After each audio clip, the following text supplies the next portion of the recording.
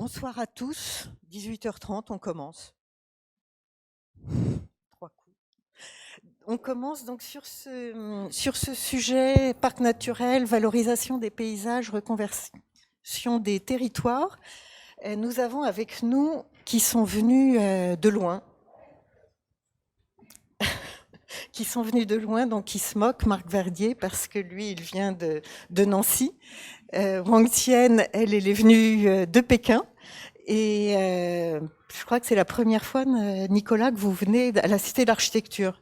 Donc vous voyez, si pour vous aussi c'est la première fois que vous venez, pour beaucoup d'entre eux aussi, n'ayez pas honte.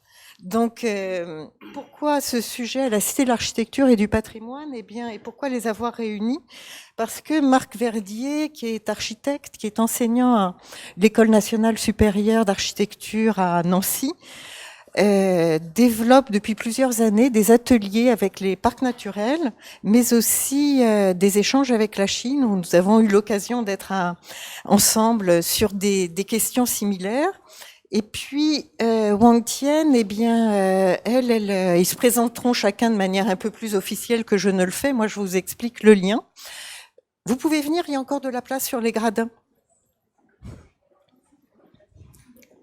Et puis Wang Tian, après un master en paysage et milieu culturel, elle est maintenant en Chine où elle travaille pour un centre de recherche du Conseil des affaires d'État. C'est dire qu'elle est vraiment sur les politiques actuelles qui peuvent se mener en Chine et notamment sur des programmes qui sont menés par l'Agence française de développement, l'AFD, qui a à Pékin des bureaux pour lesquels il développe différents programmes sur le patrimoine, aussi bien rentrez, il y a des places sur les gradins.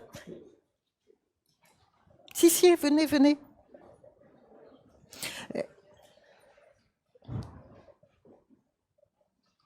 Et comme le temps fraîchit un peu, vous êtes sûr que vous n'aurez pas froid. Et donc, l'Agence française de développement est intéressé, et Nicolas Rossin nous dira en quoi et pourquoi, sur des sujets qui sont devenus prioritaires en Chine. Donc voilà ce qui nous amène à intégrer cette dimension du paysage, qui est une dimension très traditionnelle en Chine, dans la culture lettrée chinoise, l'environnement, le paysage, le bâti, les savoir-faire sont des ensembles communs. Et je suis ravie qu'ils aient pris de leur temps pour venir avec nous ce soir. Tout le monde a trouvé un siège, ça va à peu près. Il y a encore des places devant ici un petit peu. Je dis ça pour ceux qui restent à l'arrière.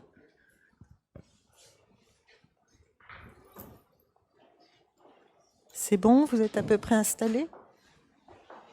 Si, asseyez-vous, sauf si vous partez tôt, parce que sinon vous restez 1h30 debout. Donc, ouais, bravo, hein. Bravo à vous trois. Tienne, tu as bien fait de venir de Pékin. Et donc, pour tous ceux qui suivent le master, vous voyez la publicité que ça fait sur les paysages culturels. Donc, je vais commencer en donnant la parole à Marc Verdier. Vous n'êtes peut-être pas tous très familiers de ce que sont les PNR. Et dans un premier temps, est-ce que tu peux nous rappeler de quand datent les parcs naturels et quels en ont été au démarrage les objectifs et quels sont-ils aujourd'hui? Et peut-être aussi de finir la présentation de manière plus correcte que ce que je ne l'ai fait. Oui, peut-être déjà me donner un minimum de légitimité pour parler des parcs naturels régionaux. Donc effectivement, je suis architecte, je suis enseignant à l'école d'architecture de Nancy. Mais ma petite casquette parc, c'est que je suis, d'ailleurs depuis qu'il a été créé, je suis au conseil scientifique du parc naturel régional des Ballons des Vosges. Donc le parc a été créé en 89 et le conseil scientifique a été créé quelques années après. Donc j'ai effectivement été très présent en tant que conseiller scientifique du parc. Alors on va revenir dessus d'ailleurs. Il y a des conseils scientifiques parce que la recherche et l'expérimentation fait partie des missions des parcs naturels dans leur territoire. Et puis je suis également, j'ai la chance de faire partie aussi du CORP, qui est le Conseil d'orientation de recherche et de prospective de la Fédération nationale des parcs. Donc c'est des structures que j'ai toujours trouvées absolument passionnantes en tant que professionnel, hein, architecte, mais aussi en tant que chercheur, qu'enseignant-chercheur, puisque ce sont des lieux d'expérimentation. Alors les parcs, c'est un miracle. Enfin, j'ai tendance à penser que les parcs ont été créés en 1967. Alors, vous imaginez les années, début des années 60, ça veut dire qu'on est dans l'hyper-aménagement du territoire national.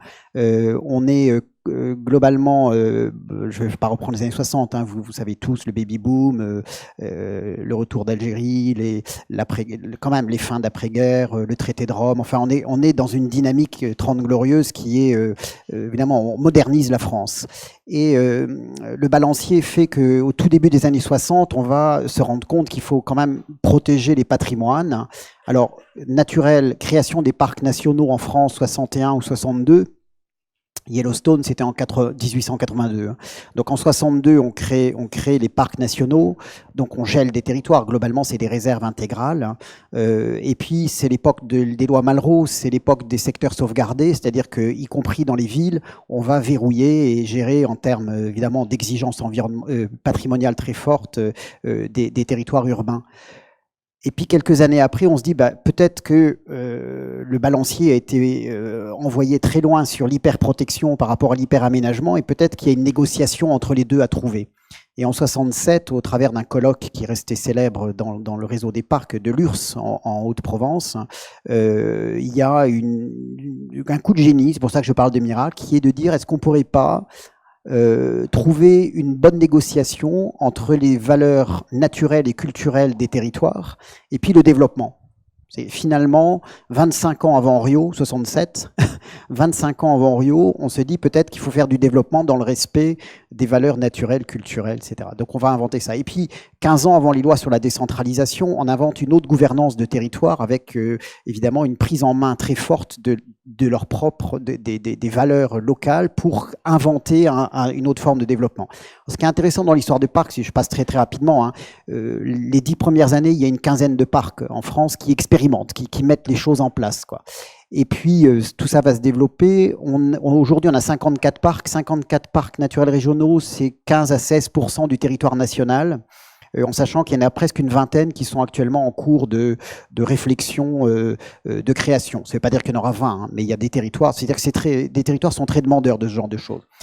Et finalement, on a fêté les 50 ans des parcs en 2017, il y a très peu de temps. Et les parcs qui ont évolué, qui se sont institutionnalisés, qui se sont posé la question et se posent la question de qu'est-ce qu'ils font aujourd'hui, quelles sont leurs spécificités. Alors on reviendra dessus tout à l'heure parce que je pense que c'est très très lié à la coopération avec Sientu et avec la réflexion chinoise actuellement sur la mise en place de parcs un peu dans l'esprit de ces parcs régionaux qui sont développement et environnement et valeurs culturelles, et je mets bien valeurs naturelles et culturelles parce que c'est aussi les cultures locales qui sont ancrées. Et je pense que quelque part les parcs qui se reposent ces questions-là 50 ans après leur création en 2017, ça rejoint, c'est en résonance complète avec les questions que la Chine se pose aujourd'hui en ayant fait ce choix d'aller vers ce type de parc. Voilà. Et en quelques mots, les enjeux d'aujourd'hui sur des territoires ruraux dont on sait souvent. Alors les enjeux d'aujourd'hui, ils rejoignent finalement les grands questionnements d'un sujet qui n'était pas un sujet il y a 20 ans, j'allais dire, c'est la question de l'avenir de la ruralité. Je dis c'était pas un sujet. Bon, plein de gens, moi j'ai travaillé sur la ruralité, etc. Mais on voit bien qu'aujourd'hui c'est un sujet de société chez nous. C'est-à-dire quel avenir pour la ruralité? On voit bien l'hyper-métropolisation, la pensée, on voit bien, vous avez suivi évidemment les gilets jaunes, enfin tous ces trucs-là, mais on voit bien comment à un moment donné, il y a une espèce d'abandon des politiques publiques sur les territoires ruraux, avec des territoires en grande difficulté, d'autres moins, mais quand même des territoires en grande difficulté. Et la ruralité revient au devant de la scène comme étant un sujet d'avenir parce que c'est des ressources incroyables, c'est les questions environnementales, bon, suivi enjeux planétaires, encore une fois, qui sont l'effondrement de la biodiversité, qui sont les réchauffements climatiques, etc. Et on voit bien comment les territoires ruraux, qui sont quand même 80% des territoires en France, certes, c'est pas 80% de la population, mais c'est 80% des territoires de notre pays. Et donc on voit bien comment c'est un lieu de ressources Et d'ailleurs, il y a un retournement de situation par rapport à des territoires qui, de nouveau, gagnent de la population. Alors, dans les périurbains, dans les situations périphériques à la ville de façon importante, mais y compris les territoires ruraux. Je regardais encore dernièrement les chiffres. On est globalement, si on n'est pas dans le périurbain, on est dans le vrai rural, on est quand même sur globalement 5 à 6% d'augmentation de population dans les 10 dernières années. Donc les territoires ruraux attirent de nouveau évidemment des populations qui ont d'autres besoins, d'autres envies, d'autres projets de vie. Et donc, c'est des questions de développement sur lesquelles les parcs ont d'abord une vraie expérience. Ça fait 50 ans qu'ils travaillent sur ces territoires-là et qu'ils ont inventé une autre vie. Le slogan des parcs, c'est « Une autre vie s'invente ici ». Et le ici est vachement important. C'est-à-dire que ici, ça veut dire avec les ressources locales, avec les savoir-faire locaux, avec les cultures locales. Et donc ici, une autre vie s'invente. Et je pense que c'est un sujet qui nous concerne tous. Parce que de toute façon, il va falloir inventer une autre vie. Je veux dire, on est quand même pas bien, globalement. Enfin, je vais vite en disant ça, mais il va falloir quand même se poser la question de comment on vit en nouveau contrat homme-nature demain. Et je pense que les parcs sont ces lieux où s'expérimentent ces choses-là. Et moi, j'avoue que, alors, en tant qu'enseignant-chercheur, j'y suis aussi parce que dans leur statut, les parcs, et dans leurs objectifs fixés par la loi, ils ont l'expérimentation, dans l'idée de faire du transfert après sur d'autres territoires. Tienne, je te laisserai te présenter un petit peu le centre de recherche pour lequel tu travailles. Et du coup, à travers cette présentation, nous dire qu'est-ce qui a amené en fait le parc de Sientu. Vous avez vu où il est positionné en Chine. On est dans cette riche province du Zhejiang qu'on a déjà vu à plusieurs reprises à travers les sujets que nous abordons. Donc dans cette demeure des immortels, si je prends mot à mot la traduction du terme Sientu, nous dire voilà, qu'est-ce qui s'y passe et pourquoi les PNR, pourquoi les parcs naturels régionaux peuvent être un élément intéressant et pourquoi on peut avoir des thématiques en commun. Je te laisse nous présenter le contexte. Ravie d'être ici. Bonsoir à tous. En fait, après mes études en France, je suis entrée en Chine. Je travaille actuellement dans un centre de recherche qui est lié au Conseil des affaires d'État. Alors, c'est un centre de recherche qui ont fait des études sur les politiques publiques. Alors, actuellement, en Chine, surtout après que Xi Jinping il est entré au pouvoir, on a des politiques très importantes comme civilisation écologique, Shengtai-Wenming et revitalisation rurale. Ce sont les politiques que Xi Jinping a mis beaucoup d'accent sur. Et du coup, pourquoi? Parce que après des trentaine d'années de développement rapide, alors on commence à réfléchir, on commence à réaliser qu'en fait, en Chine, on a dégradé l'environnement et c'est le moment où on n'a pas une autre planète et c'est le moment de préserver la nature en Chine. Donc du coup, en ce moment, on a cette politique de civilisation écologique et comment appliquer cette politique sur les territoires. Alors on commence à réfléchir les outils. Par exemple, justement, les parcs nationaux. C'est venu en Chine un peu plus tard, beaucoup plus tard que les États-Unis et beaucoup plus tard qu'en France aussi. Mais effectivement, c'est un outil assez fort qui peut regrouper justement les réserves naturelles, les parcs forestiers, les sites remarquables paysagers, tous ces labels qui existent avant, mais qui sont un peu mosaïques sur le territoire. Donc, on commence à imaginer des outils plus forts qui peuvent regrouper tous ces réserves un peu mosaïques avant sur le territoire pour avoir une meilleure gestion du territoire. Donc maintenant, depuis 2014, on a une dizaine de sites pilotes un peu partout dans la Chine. Il y a des sites dans l'ouest de la Chine où il y a très peu d'habitants, comme le parc national de Trois-Rivières, Sanjiangyuan. Et aussi, il y a des parcs dans l'est de la Chine où il y a des écosystèmes incroyables, exceptionnels, où on peut mener des mesures pour aussi préserver la nature dans l'est. Et par exemple, dans l'ouest de la Chine, on peut très bien adopter le modèle américain parce qu'il y a très peu d'habitants et on peut juste laisser pousser les plantes ou on peut juste laisser la nature comme ça pour que la nature reprend son éclat. Par contre, dans l'est de la Chine, où l'économie est très très développée, le territoire est très très peuplé, on peut pas adopter le modèle américain. Et c'est avec les PNR français qu'on s'inspire en Chine. On réfléchit comment on protège l'environnement en même temps, comment on harmonise la préservation de la nature et le développement local.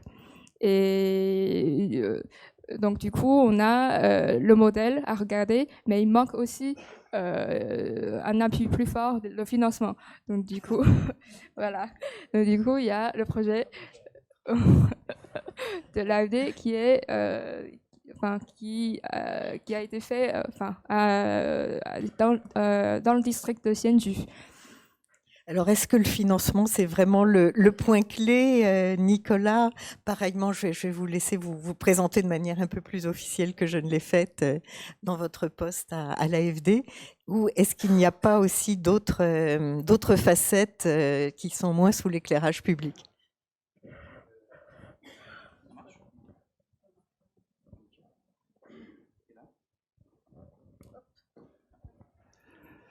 Donc oui, pour répondre à la question, l'argent, c'est évidemment un élément important. Après, ça couvre beaucoup de réalités. Et en présentant le projet, je pense que vous verrez que ça couvre plein de choses, ces montants. Peut-être un petit mot. Alors sur moi, je suis Nicolas Rossin, je suis chef de projet au sein de l'AFD, au sein de la division agriculture, développement rural et biodiversité. Donc l'AFD, pour ceux qui ne connaissent pas, c'est un établissement public français qui est en charge de mettre en œuvre la politique d'aide publique au développement de la France. Ce sont des projets qui sont financés dans des secteurs très variés, allant de l'éducation à la santé, en passant par l'énergie, en passant par l'environnement et le développement rural, bien sûr. C'est 11 milliards d'euros de financement par an, en subventions, en prêts, essentiellement en prêts quand même, dans plus d'une centaine de pays. Donc moi, je suis au sein de la division agriculture, développement rural et biodiversité. C'est important en fait d'avoir cette dénomination, parce que ça montre bien qu'on est vraiment sur une approche territoriale en milieu rural, y compris sur les enjeux, les enjeux de protection de la biodiversité, qui est le sujet sur lequel je travaille plus particulièrement. Et pour finir ma présentation, de moi. Je suis le chef de projet sur le projet mentionné par mes collègues sur le parc national de Hsinchu.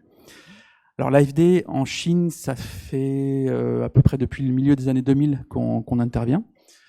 On est sur une stratégie un peu large d'accompagnement de la transition du modèle de développement chinois qui favorise un rééquilibrage territorial qui, autant que faire se peut, essaie de contribuer au maintien et à la protection du patrimoine naturel chinois. Donc c'est un mandat très large. Dans ce cadre-là, on a une intervention qui est quand même assez marquée sur les sujets de protection de la biodiversité, qui est un secteur un peu de concentration pour nous. Depuis, juste quelques chiffres, depuis 2012, on a dû financer 8 à 9 projets directement en lien sur les enjeux de protection de la biodiversité, donc pour un montant global de 350 millions d'euros. Donc le projet du Parc national de Hsinchu fait partie de ce lot-là.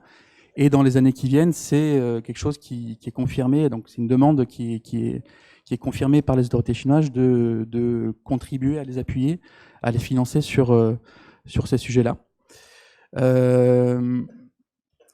Le contexte qu'évoquait, je me rappelle plus de ton prénom.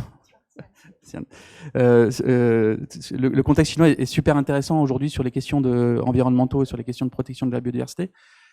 Donc il y a évidemment la civilisation écologique, je ne reviens pas sur ce concept, très large, on peut mettre beaucoup de choses derrière, mais qui est quand même une réalité très présente, y compris au niveau des municipalités rurales avec lesquelles on travaille. C'est un dénominateur quand même très fort, un facteur très fort dans tout ce qui est élaboration des stratégies de développement, y compris pour des petites municipalités.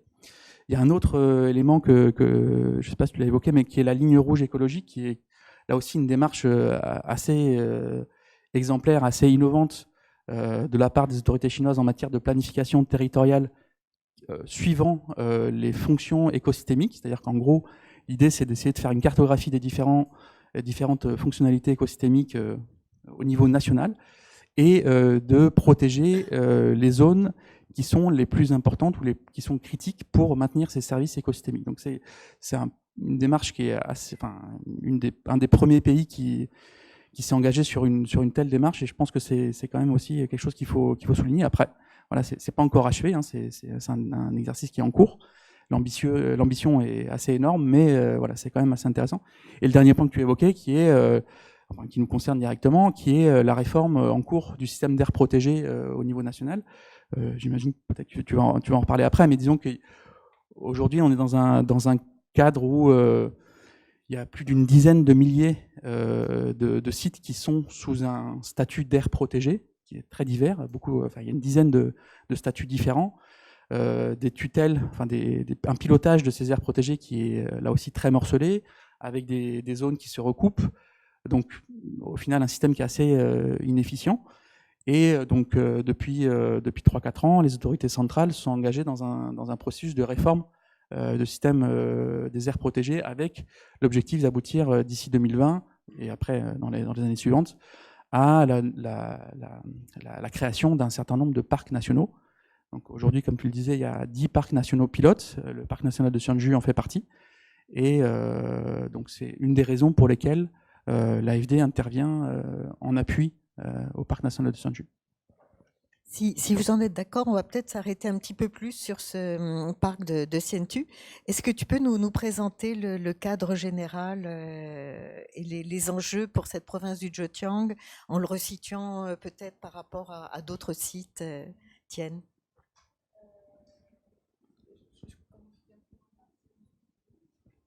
Comme tu l'entends. C'est juste, je pense, au public, on parle de Sientu, bon, les cartes sont passées tout au début, mais resituer par rapport aux grandes métropoles, par rapport à comment vit la population, quelles sont les attentes aussi des pouvoirs publics, et comment... En fait, la province du Zhejiang, c'est la province la plus développée en Chine, le site de Sientu qui est à 350 km de Shanghai. En fait, c'est un site qui est assez proche des grandes métropoles. La métropole de Shanghai, il y a 80 millions d'habitants dans l'agglomération de Shanghai. Alors, donc du coup, Sientu est à 350 km de cette grande métropole. Du coup, c'est une aire protégée assez proche des zones urbanisées.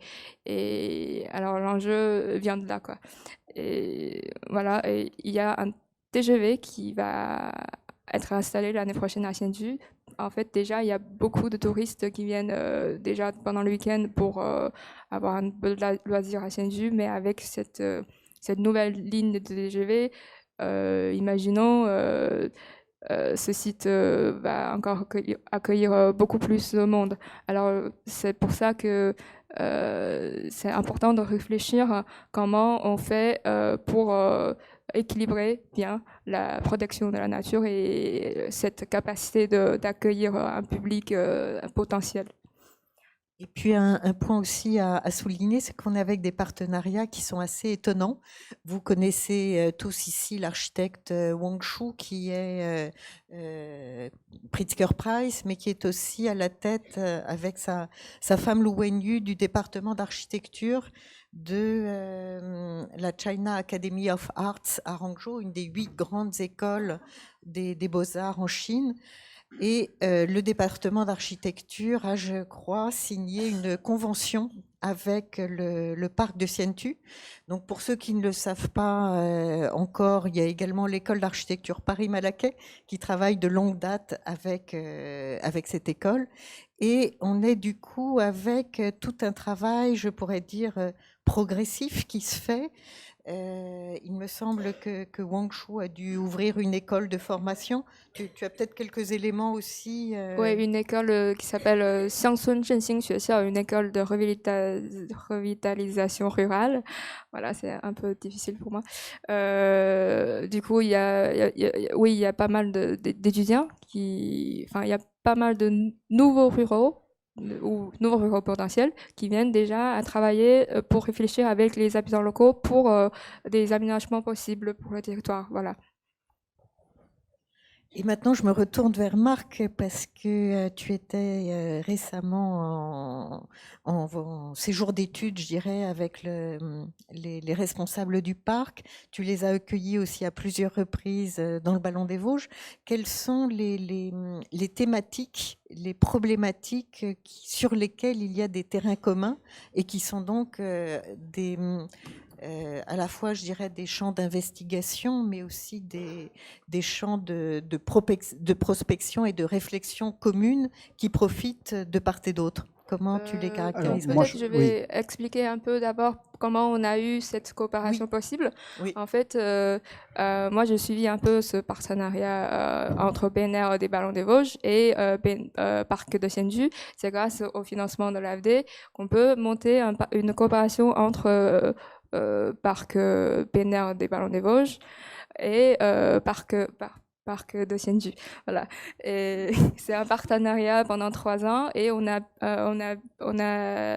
déjà identifié les thèmes à travailler ensemble parce que, enfin, le PNR français déjà, sans parler les contextes en commun qu'on a eu après les développements, après l'exode rural, tout ça.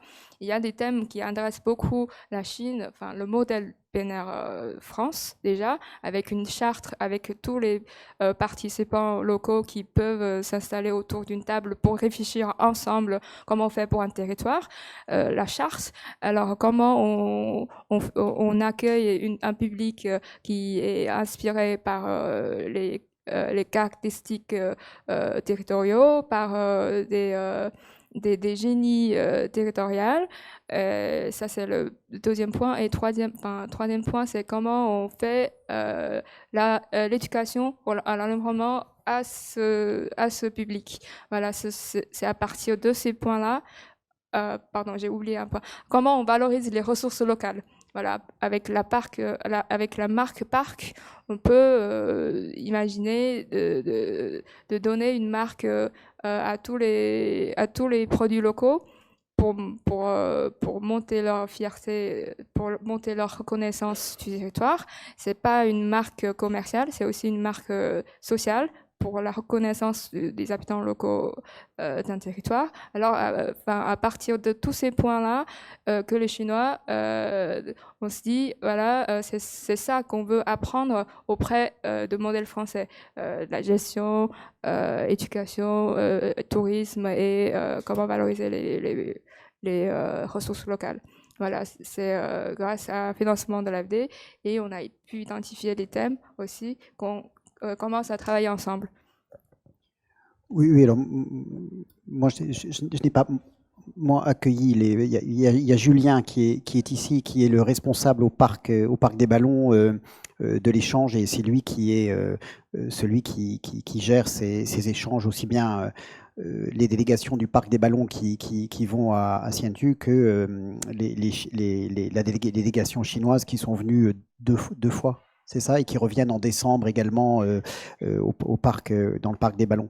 Moi, j'ai rejoint la délégation à la dernière visite en avril dernier.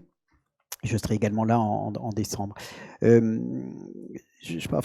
Tienne l'a redit, quoi. Les éléments clés, c'est effectivement, mais moi je trouve que c'est intéressant, c'est la question de la sensibilisation. Je sais qu'il y a des accords, je ne sais pas si ça s'est déjà fait, mais il y avait le souhait des Chinois qu'il y ait des spécialistes de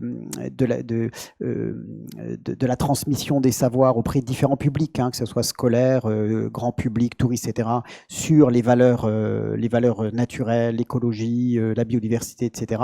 Et l'idée, c'était qu'on puisse nous transférer tous les outils que les parcs ont mis au point sur cette connaissance des milieux pas simplement pour diffuser de la connaissance, mais pour quelque part, je pense, responsabiliser les habitants, les touristes. C'est-à-dire que l'intérêt de la connaissance partagée sur des enjeux de ce type-là, c'est, me semble-t-il, qu'il y ait une sorte d'appropriation globale, générale, sur les valeurs d'un territoire, en l'occurrence ici la biodiversité, mais ça pourrait être aussi le patrimoine, ça peut être plein d'autres choses, simplement parce que connaître, c'est reconnaître, c'est respecter, et donc c'est peut-être agir différemment. Et je pense que la logique des parcs, c'est ça. Et c'est ça qui intéresse, je pense, les Chinois. Alors moi, je vais être un peu naïf aussi, j'ai compris les choses en allant en Chine, parce que Françoise le sait, il y a 4-5 ans, on avait fait un travail sur le patrimoine urbain à Shanghai, et je t'ai dit, moi, ça fait 20 ans que je travaille sur la ville, c'est bon, je vais à Shanghai, ça va vite aller, je vais vite comprendre. Je suis rentré avec 14 millions de questions, et je suis rentré avec plus de questions que de réponses, etc. Et là, c'était un peu pareil. Cela dit, alors, avec un peu de décalage, j'ai quand même compris un truc, mais finalement, quand on réfléchit un peu, qu'il y a la même situation en France. C'est-à-dire que ce qui intéresse évidemment les acteurs du parc de Sientu, c'est à un moment donné en quoi les valeurs naturelles, les valeurs paysagères, il y a des paysages, vous avez vu sans doute quelques photos absolument extraordinaires de grands systèmes volcaniques, etc. Enfin, c'est un paysage hallucinant de beauté et impressionnant, enfin vraiment. Hein. Voilà. En quoi cette valeur touristique, mais aussi les valeurs des produits. Vous avez aussi une boîte qui passait avec la Waxberry, les arbouses, avec des petits alcools. On a passé nos repas à boire les machins, parce qu'il y a toujours les tours, enfin bon, comme partout, mais très convivial et très sympathique. Mais enfin, tous ces produits-là, en quoi effectivement, d'abord, ils sont des marqueurs d'identité locale, ils sont des marqueurs de savoir-faire, de paysage, de patrimoine, parce que c'est à un moment donné des systèmes de terrasses, des systèmes de plantation, mais aussi la façon dont les produits, etc. En quoi tout ça, c'est du développement économique. Et bien sûr que c'est un enjeu pour les Chinois, et c'est un enjeu dans les parcs en France. C'est-à-dire qu'on n'est pas là simplement pour dire « Ah, c'est beau, on va faire que ça reste beau ».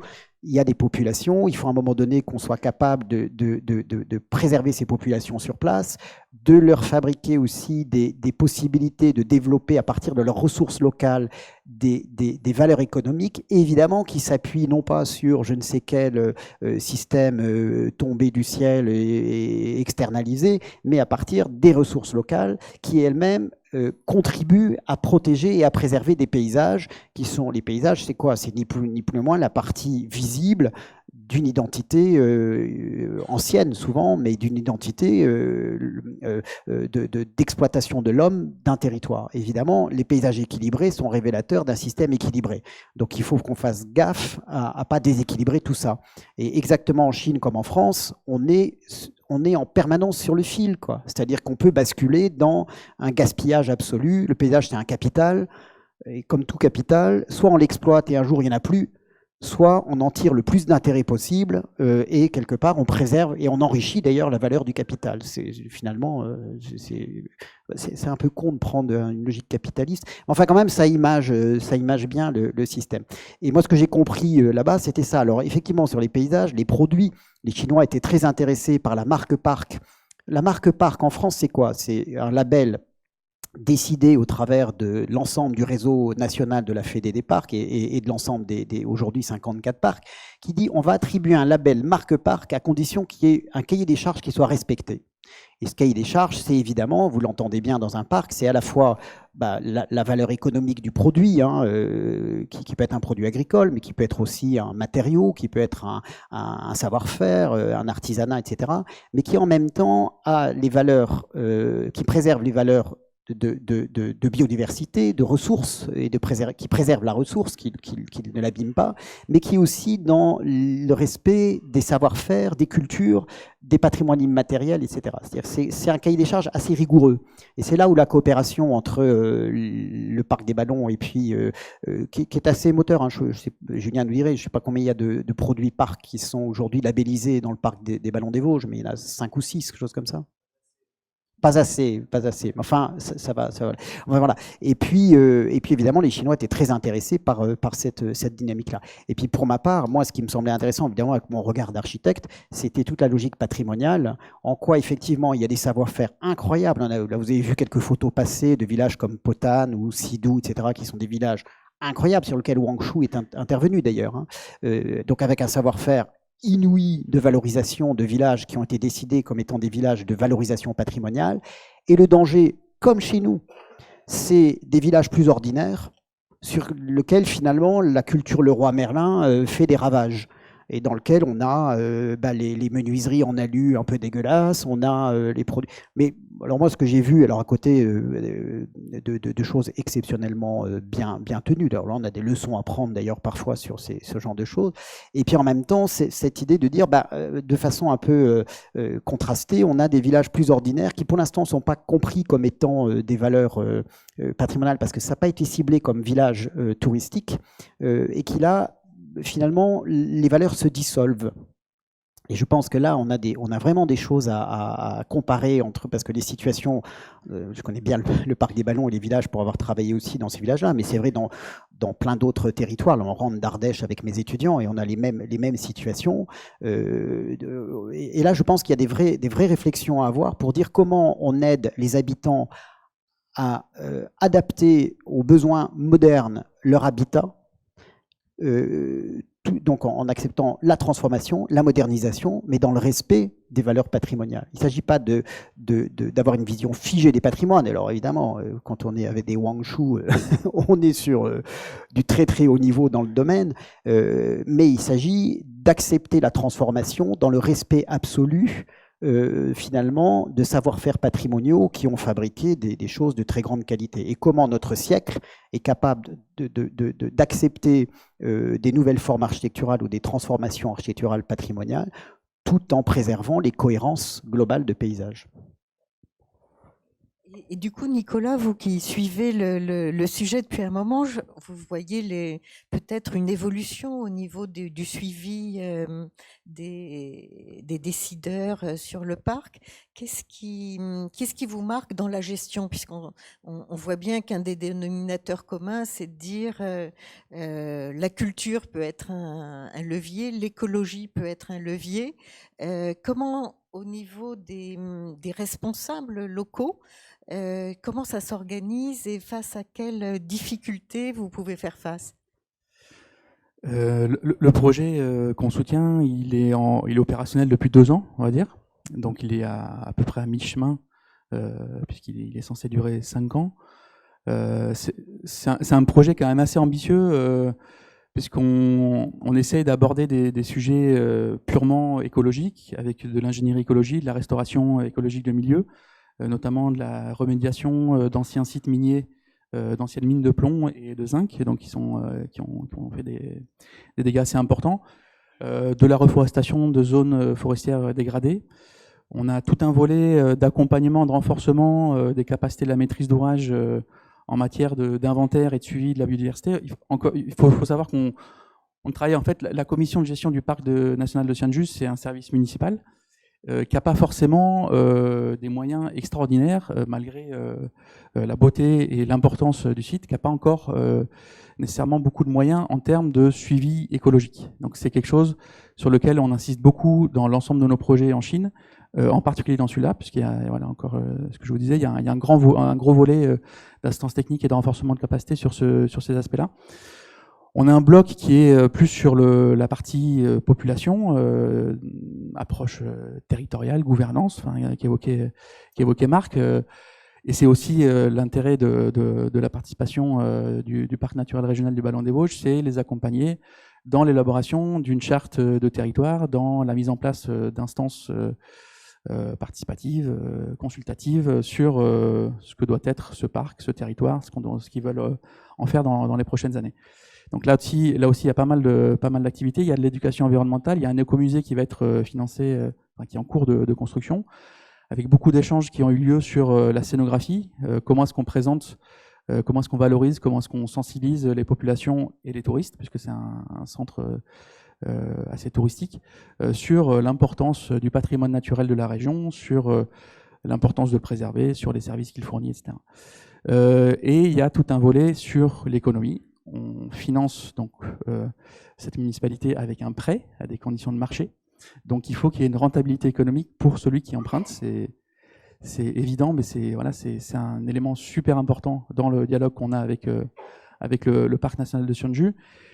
Et là, donc il y a évidemment ce volet de valorisation de la production, notamment agricole, mais artisanale, qui est issu du parc, donc là aussi dans lequel intervient le PNR de Ballon-des-Vosges pour apporter un peu son expérience et son expertise en la matière.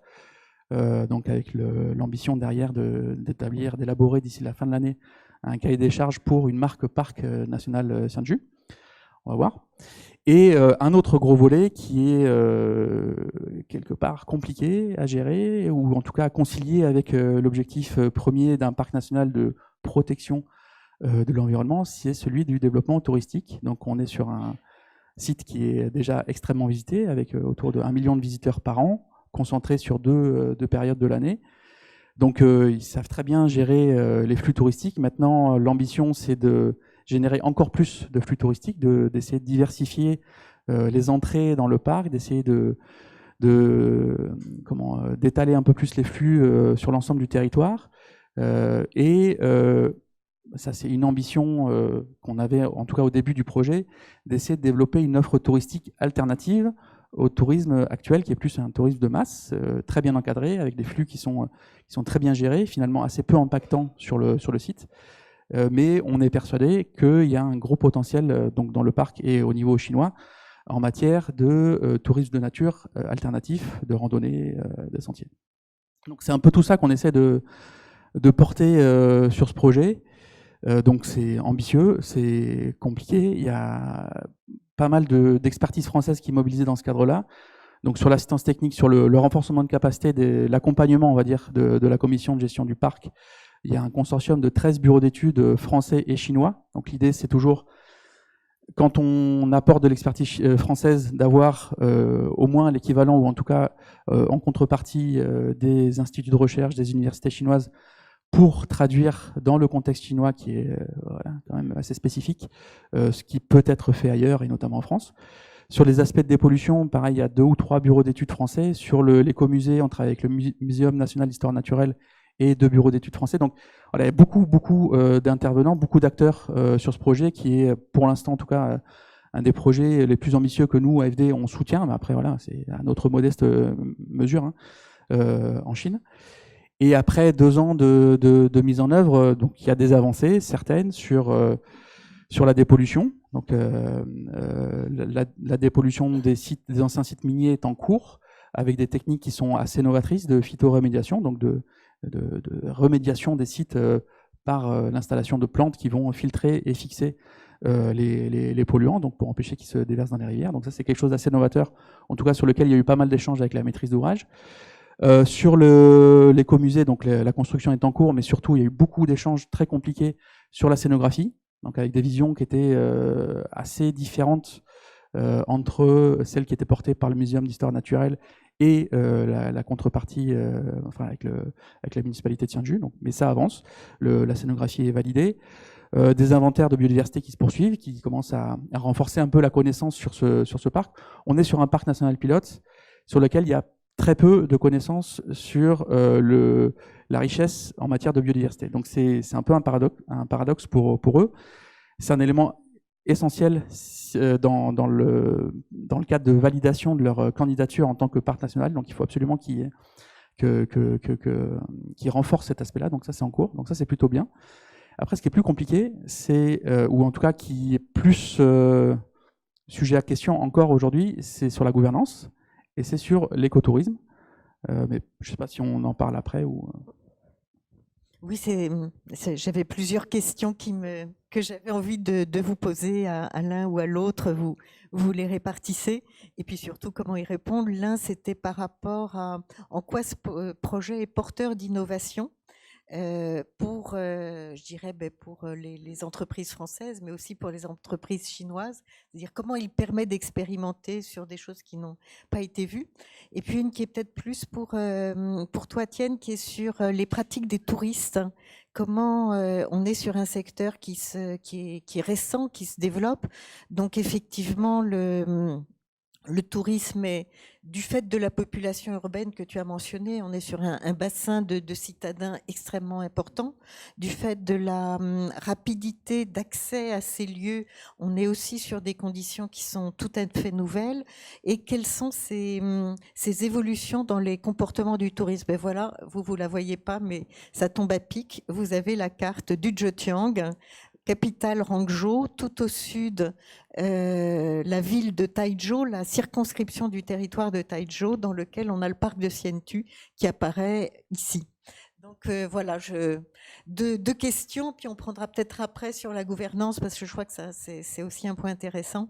Sur le tourisme peut-être d'abord, et puis sur la partie expérimentation et innovation ensuite. En fait, le tourisme chinois est développé d'une manière peut-être difficile pour les Français à imaginer, parce qu'en France, oui, parce qu'en France, déjà une traduction de passer les vacances et de faire un peu de tourisme quand on a le temps. Mais par contre, en Chine, déjà, on travaille beaucoup. Pas vrai, mais en Chine, le tourisme ou bien le loisir, c'est une chose qui est développée il n'y a pas longtemps. Et du coup, on dirait que les touristes, ils sont là, mais les sites ne sont pas encore prêts en Chine. Donc les gens, ils essaient d'en trouver des endroits pour passer un peu de temps, et on l'appelle le tourisme. Et du coup, en fait, pour le territoire comme Xianju, déjà, il y a beaucoup de randonneurs qui passent des temps pour faire des randonnées sur les crêtes avec des paysages incroyables. Et comme j'ai dit tout à l'heure, avec la nouvelle ligne TGV, il y aura beaucoup plus de touristes qui viennent. Et en fait, le district est bien sur cet axe-là de préparer le territoire pour accueillir, et dans cette logique-là, de préparer le territoire pour accueillir plus de touristes. Voilà. Alors, je vais formuler ma question d'une autre manière. Il y a un territoire comme les Huangshan, les montagnes jaunes, où on sait qu'on accède par toute une série d'escaliers et qui est extrêmement visité, qui pour nous va un petit peu à l'opposé de la vision qu'on aurait d'être dans un milieu naturel. C'est-à-dire dans un milieu naturel, un randonneur sur des GR en France n'aime pas qu'il y ait trop de monde à ses côtés. Qu'en est-il? Tu évoquais les randonneurs en Chine, tu évoquais le fait qu'on ait cette montée en puissance des consommateurs. Qu'en est-il? Est-ce qu'on va loger dans des gîtes? Est-ce qu'on va au contraire rechercher des lieux climatisés où on mange très bien et quelles sont les pratiques et quelles sont les attentes en fait des touristes et en gros, qu'est-ce qu'ils recherchent quand ils viennent dans des lieux comme ça? En fait, on avait, il y a quelques années, on avait plus de tourisme de masse en Chine, mais maintenant, les touristes, leurs loisirs commencent à se varier. Justement, les randonneurs à Xianju sont des randonneurs professionnels qui se débrouillent avec des cannes sur le territoire, qui passent dans les montagnes pendant 3-5 jours. Alors on voit déjà cette tendance en Chine qu'on a ce type de tourisme qui se développe un peu partout en Chine, surtout autour de Shanghai. Et justement avec le projet de l'AFD, avec le territoire, on essaie d'imaginer ensemble comment satisfaire ce nouveau besoin de tourisme. Voilà, de touristes. Du coup, je rebondis sur ce point, pardon. Mais c'est vraiment un sujet essentiel, puisque la plupart des aménagements qui vont être faits dans le cadre du projet, ils sont liés à cet afflux touristique attendu, qui est assez significatif. Et du coup, là, on rentre donc de plein pied. En gros, on dépasse le discours politique initial qui est de dire on est tous d'accord pour dire que il y a un potentiel extraordinaire en matière de développement d'un tourisme alternatif, un tourisme de nature. On est d'accord que le site de Xianju s'y prête à merveille parce qu'il y a beaucoup d'espace, il y a 93% de couverture forestière. Enfin, il y a encore beaucoup de choses à faire. Mais au-delà de ça, on arrive derrière devant une méthode de travail qui est un peu compliquée. Alors, je prends juste un exemple qui est celui du calcul de la capacité de charge d'un site. Donc, c'est un sujet qui est compliqué, y compris en France. Mais disons que les discussions qu'on a actuellement avec nos partenaires chinois tournent autour de comment est-ce qu'on peut compléter la méthode standard chinoise, parce qu'il y a des méthodes standards de calcul pour beaucoup de sujets, et y compris pour le calcul de cette capacité de charge qui est liée uniquement à une ambition de confort pour le touriste. C'est-à-dire que en gros, c'est un nombre de mètres carrés minimum qui doit être prévu pour le touriste. C'est l'ordre de 1,5 mètre carré, je crois, par touriste. Et ça s'arrête là. Et du coup, quand on parle de... quel que soit le milieu, quelle que soit sa sensibilité à l'accueil de touristes, la méthode de calcul sera la même. Et c'est compliqué de dépasser, ou en tout cas de compléter ce qui est prévu par la loi, par la réglementation en matière de normes standards. Donc, et ça touche tout le sujet, toute l'ambition qu'on dit avoir, enfin qu'on veut avoir sur l'innovation par rapport à un système qui est assez standardisé, assez normatif, et pour lequel c'est compliqué de sortir de la case qui n'est pas prévue. Voilà. Comment dépasser la norme pour être sur une approche sensible et qualitative, si on le dit d'une autre manière. Marc, tu veux réagir? Non, mais simplement, je ferai le lien parce que je pense qu'en France, les questions se posent aussi de la même façon sur des sites hyper fréquentés. Enfin, il y a une politique qui a été mise en place, que là aussi, je trouve quand même très intéressante, la politique des grands sites de France, un label. Alors, je vais vous en citer quelques-uns. Vous allez tous voir le Pont du Gard, la Pointe du Raz, le Mont Saint-Michel. Voilà, le Mont Saint-Michel, je crois que c'est le 3e site ou 4e le plus visité de France après Versailles et la Tour Eiffel, enfin, comme ça. Donc, c'est des sites qui ont été, vous avez tous en tête, enfin, pas les plus jeunes peut-être, quoique, les parkings jusqu'au pied du Mont Saint-Michel avec la digue qui empêchait l'eau de revenir. Il y a eu des aménagements extrêmement importants pour, à un moment donné, réfléchir à la façon dont on préservait la qualité du lieu tout en ayant la capacité non seulement d'accueillir le même nombre de personnes, mais en développant ce tourisme. Mais ça veut dire à quelles conditions, c'est-à-dire comment on trouve des alternatives à l'accessibilité immédiate jusqu'au site lui-même, etc. Et c'est un peu ce qu'on a vu quand on est monté dans le site des Immortels, etc. Donc il y a des sites hyper fréquentés sur lesquels effectivement il faut mettre en place des stratégies. Il y en a un d'ailleurs, il y a un projet grand site sur le parc des ballons, sur le ballon d'Alsace, qui est pas loin de... Alors, c'est pas 70 millions d'habitants parce que c'est Belfort, Mulhouse, Colmar. Mais enfin, c'est quand même finalement pour un site comme le Ballon d'Alsace des fréquentations qui sont très pénalisantes, à la fois pour le confort du touriste, mais aussi pour le maintien des qualités environnementales, biodiversité, etc., d'un site fragile parce que surfréquenté. Donc il y a ce premier... cette première réflexion sur comment on aménage des grands sites. Voilà. Et puis, la politique des grands sites, c'était dire, mais je pense que c'est, j'imagine, je ne connais pas bien encore ce genre de choses, mais c'est comment, à partir d'un lieu identifié, hyper attractif, reconnu, on diffuse. C'est-à-dire comment ces touristes qui viennent pour un site emblématique, on leur fait découvrir d'autres éléments de très grande valeur, mais peut-être moins reconnus. Donc à la fois, c'est la reconnaissance d'ailleurs de ces sites complémentaires, et puis c'est à partir de là, comment sur X centaines de milliers ou millions de touristes qui peuvent venir à un endroit, comment peut-être 100 000, 150 000, 200 000, on leur fait découvrir d'autres valeurs et d'autres choses avec un autre niveau de valeur. Et puis effectivement, moi, ce que j'ai pu observer en y allant, parce qu'à la fois on a visité ces sites incroyables et ces quelques villages qui avaient été identifiés comme villages touristiques, et donc avec des systèmes mis en place pour gérer cet afflux massif.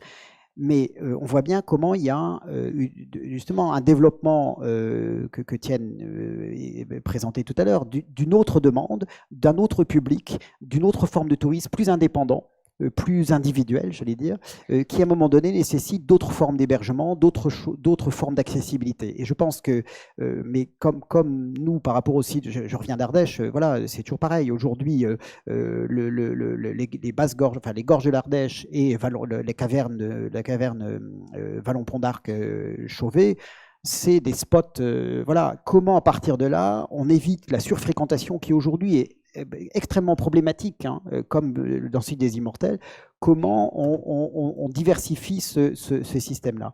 Et j'ai l'impression que la Chine aujourd'hui est exactement dans ces mêmes questionnements. Parce que si on ne fait pas gaffe, on obtient Rocamadour ou les Baux-de-Provence, c'est-à-dire des villages morts. Enfin, je veux dire, on les flingue parce que ça devient insupportable. Et donc, comment à un moment donné, parce que c'est aussi un enjeu des parcs, c'est comment on reste sur des territoires habités, vivants, avec des populations locales qui sont bien qui acceptent le tourisme comme étant une valeur supplémentaire, mais pas comme une contrainte supplémentaire. Et je pense que ça, c'est le vrai sujet. C'est-à-dire qu'à un moment donné, on a quand même des populations qui sont là, qui c'est leur territoire. Ils sont capables de développer, d'où l'intérêt de développer des marques-parcs aussi sur un certain nombre de produits, etc., qui sont là pour faire vivre les gens. C'est-à-dire que le tourisme doit être une opportunité et pas une contrainte. Et je pense que ça, c'est l'enjeu. Et je pense que les Chinois, moi, évidemment, encore une fois, je vois bien qu'on n'est plus dans les mêmes échelles quand on est à proximité de 70 millions d'habitants ou de 2 ou 3 millions. Mais c'est quand même le cas. Hein. Les parcs des Ballons des Vosges, c'est aujourd'hui toute la plaine d'Alsace, plus tout ce qui se passe autour. On est quand même dans un bassin de vie de 3-4 millions d'habitants sur un site très forestier aussi, c'est très similaire, hyper fréquenté. Et ça pose des problèmes. Aujourd'hui, les enjeux de biodiversité sur le parc des Ballons, le grand tétra qui est l'espèce emblématique, il en reste 7 ou 8 couples. On sait qu'aujourd'hui, c'est un vrai sujet. Et cet indicateur montre qu'à un moment donné, on n'a pas su gérer correctement cet enjeu-là. Donc aujourd'hui, on se pose des questions dans le parc des Ballons qui sont cette question de l'articulation des différents types de développement. Et je pense que la biodiversité, elle est super intéressante par rapport à ça, parce que c'est, alors à condition d'avoir les indicateurs et effectivement d'avoir la connaissance suffisante. On ne l'a peut-être pas assez dit, mais le parc des Ballons des Vosges existe depuis 1989. Ça fait 30 ans que le parc des Ballons travaille sur des inventaires, et c'est pas fini. C'est-à-dire que c'est un chantier énorme, la question de la biodiversité et de l'identification des valeurs et des enjeux de préservation. Voilà. Mais pour moi, c'est un sujet qui est absolument fondamental, c'est être dans cette acceptation d'un tourisme comme valeur d'un territoire, mais qui ne le prend, enfin, est précautionneux par rapport aux autres valeurs du territoire. Et justement, Nicolas, vous évoquiez les difficultés à se mettre d'accord sur la muséographie. Alors, je pense que c'est là aussi un des enjeux, parce que c'est exactement ce qu'on est en train d'évoquer avec les propos de Marc. C'est quel est le ressenti aussi bien du côté des habitants que du côté de ceux qui sont en charge de faire vivre ce district. Et est-ce que vous pouvez nous en dire 2 mots? Quelles étaient les difficultés à se comprendre? Quelles étaient les envies de part et d'autre? Et puis du coup, ça va vous amener à l'autre sujet qu'on avait laissé de côté sur la gouvernance. D'abord, commencer par dire que je suis absolument d'accord avec ce qu'a dit Marc, c'est exactement ça. Je pense qu'effectivement, c'est ça aussi qui est intéressant avec le projet, c'est le fait qu'on travaille sur des enjeux qui sont absolument communs entre la France et la Chine sur la surfréquentation de certains sites, sur le risque de muséification de certaines parties, et comment est-ce qu'on maintient, on maintient un territoire vivant malgré ou grâce au tourisme. C'est vraiment des enjeux qui ne sont pas évidents. Et certes, on a des visions ou des approches qui ne sont pas forcément identiques, mais en tout cas, l'enjeu est bien là. Sur la scénographie, sans rentrer trop dans le détail, en gros, on avait une vision portée par la commission de gestion du parc qui était plutôt assez classique en termes de présentation du patrimoine naturel de Cianjur, qui était, enfin, sans absolument vouloir caricaturer, mais disons qu'une vision plus d'exposition, de tableaux, enfin de pancartes avec quelques animaux empaillés, et enfin, quelque chose de très classique. Mais encore une fois, c'est pas du tout condescendant, même si ça peut l'air, si je peux donner l'impression. Enfin, une vision plus classique. Et cette volonté un peu plus innovante, un peu plus vivante, qui était apportée par le Muséum national d'histoire naturelle, qui est quand même plutôt une bonne référence en matière d'exposition, d'exposition des sciences naturelles. Et donc voilà, ça a été compliqué parce que c'est aussi l'avantage de travailler avec des partenaires chinois, et singulièrement avec cette contrepartie. On a des partenaires en face qui savent très bien ce qu'ils veulent et qui ne sont pas là pour signer en bas un chèque en blanc ou dire oui, faites ce que vous voulez et on verra après. Donc c'est là aussi que c'est intéressant, il y a de la confrontation parce qu'il y a une vision en face. Et sur la question de la gouvernance, et du coup ça rebondit un peu sur l'exemple que vous citiez, mais que tu citais sur les randonneurs. En fait, Cianjur, il y a une partie, Gongyu, qui est un site très renommé en matière de randonnée, où il y a effectivement pas mal de randonneurs qui viennent du pays entier pour faire quelques jours de balade sur la montagne, qui vont camper, et voilà, qui mettent leur drapeau d'association. Enfin, il y a beaucoup de gens, et c'est assez connu pour ça. Donc nous, dans les discussions qu'on a avec la contrepartie sur le sujet de la gouvernance, où, je vous rappelle, on voudrait accompagner Sianju dans la mise en place d'instances de concertation un peu plus participatives pour faire vivre la vision du territoire, on disait mais les associations de randonneurs, c'est absolument central, notamment pour l'aménagement de ce site particulier de Gongyu, qui est absolument splendide, qui est très fragile. Il faut absolument que, un, vous les informiez de ce que vous voulez faire, et deux, que vous les associez au-delà de la consultation préalable sur les futurs projets, sur comment aménager, comment développer les sentiers de randonnée, etc. La seule réponse qu'on a jusqu'à présent, c'est on fera la consultation qui est prévue par la réglementation, c'est-à-dire la concertation d'information préalable des parties prenantes, donc sans cibler spécifiquement ce public un peu particulier qui est celui des associations de randonneurs, qui sont généralement pas du territoire de Sianju en plus. Et au-delà de ça, il n'y aura rien, parce que la loi ou la réglementation ne le prévoit pas et ne l'impose pas. Et donc c'est là aussi où je reviens à ce que j'ai dit tout à l'heure, c'est que voilà, on se heurte à ce qui est un modèle très normal, très normatif, très standardisé, et il faut essayer de convaincre l'intérêt d'avoir cette approche un peu plus innovante. Voilà. Oui, enfin, si je peux enchaîner là-dessus. Et encore une fois, je parle de façon très hésitante parce que je n'ai pas les outils de connaissances suffisants, mais je vois bien quand la délégation du Parc des Ballons avec lesquels on était majoritairement composée d'élus. Il y avait le président du parc et puis il y avait un certain nombre d'élus du syndicat mixte qui étaient présents. Et en fait, les techniciens, on était moins. Et les élus étaient très engagés avec les partenaires là-bas sur les méthodes parc. Et la méthode parc aujourd'hui, c'est de monter des projets avec les habitants, avec de la participation habitante. Et on voit bien qu'en Chine, pour l'instant, c'est pas la culture. Alors peut-être Tienne va pouvoir compléter.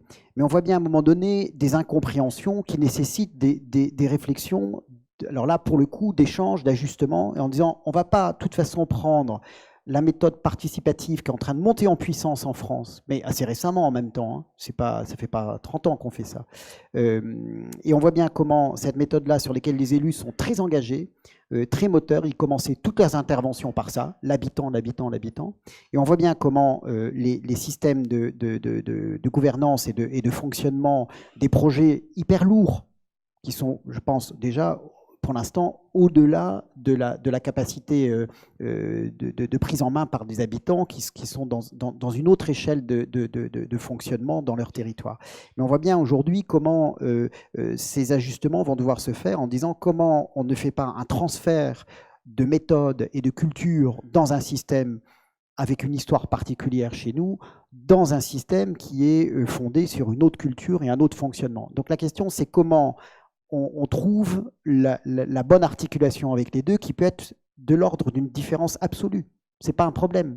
La question, c'est la méthode adaptée à un moment donné pour arriver aux objectifs communs sur lesquels on s'est fixé. Oui, effectivement, Marc a raison. En fait, on est vraiment dans les contextes différents. On n'a pas les mêmes cultures. En France, on a la culture de se mettre autour d'une table pour se discuter sur un sujet pendant longtemps. Mais par contre, en Chine, plus ou moins, la décision a été faite plus vite. Et on est plus ou moins dans un système des autorités descendantes. Et effectivement, on est dans les contextes différents, mais par contre, en Chine, par exemple, dans le village de Danju, il y a déjà des pratiques qui ressemblent beaucoup à une charte. On l'appelle les 3 verts. Les 3 verts, c'est la convention verte, la liste verte et la monnaie verte. La convention verte, c'est une convention qui est signée par tous les habitants d'un village, qu'on a bien envie de préserver notre nature et on veut bien développer notre territoire.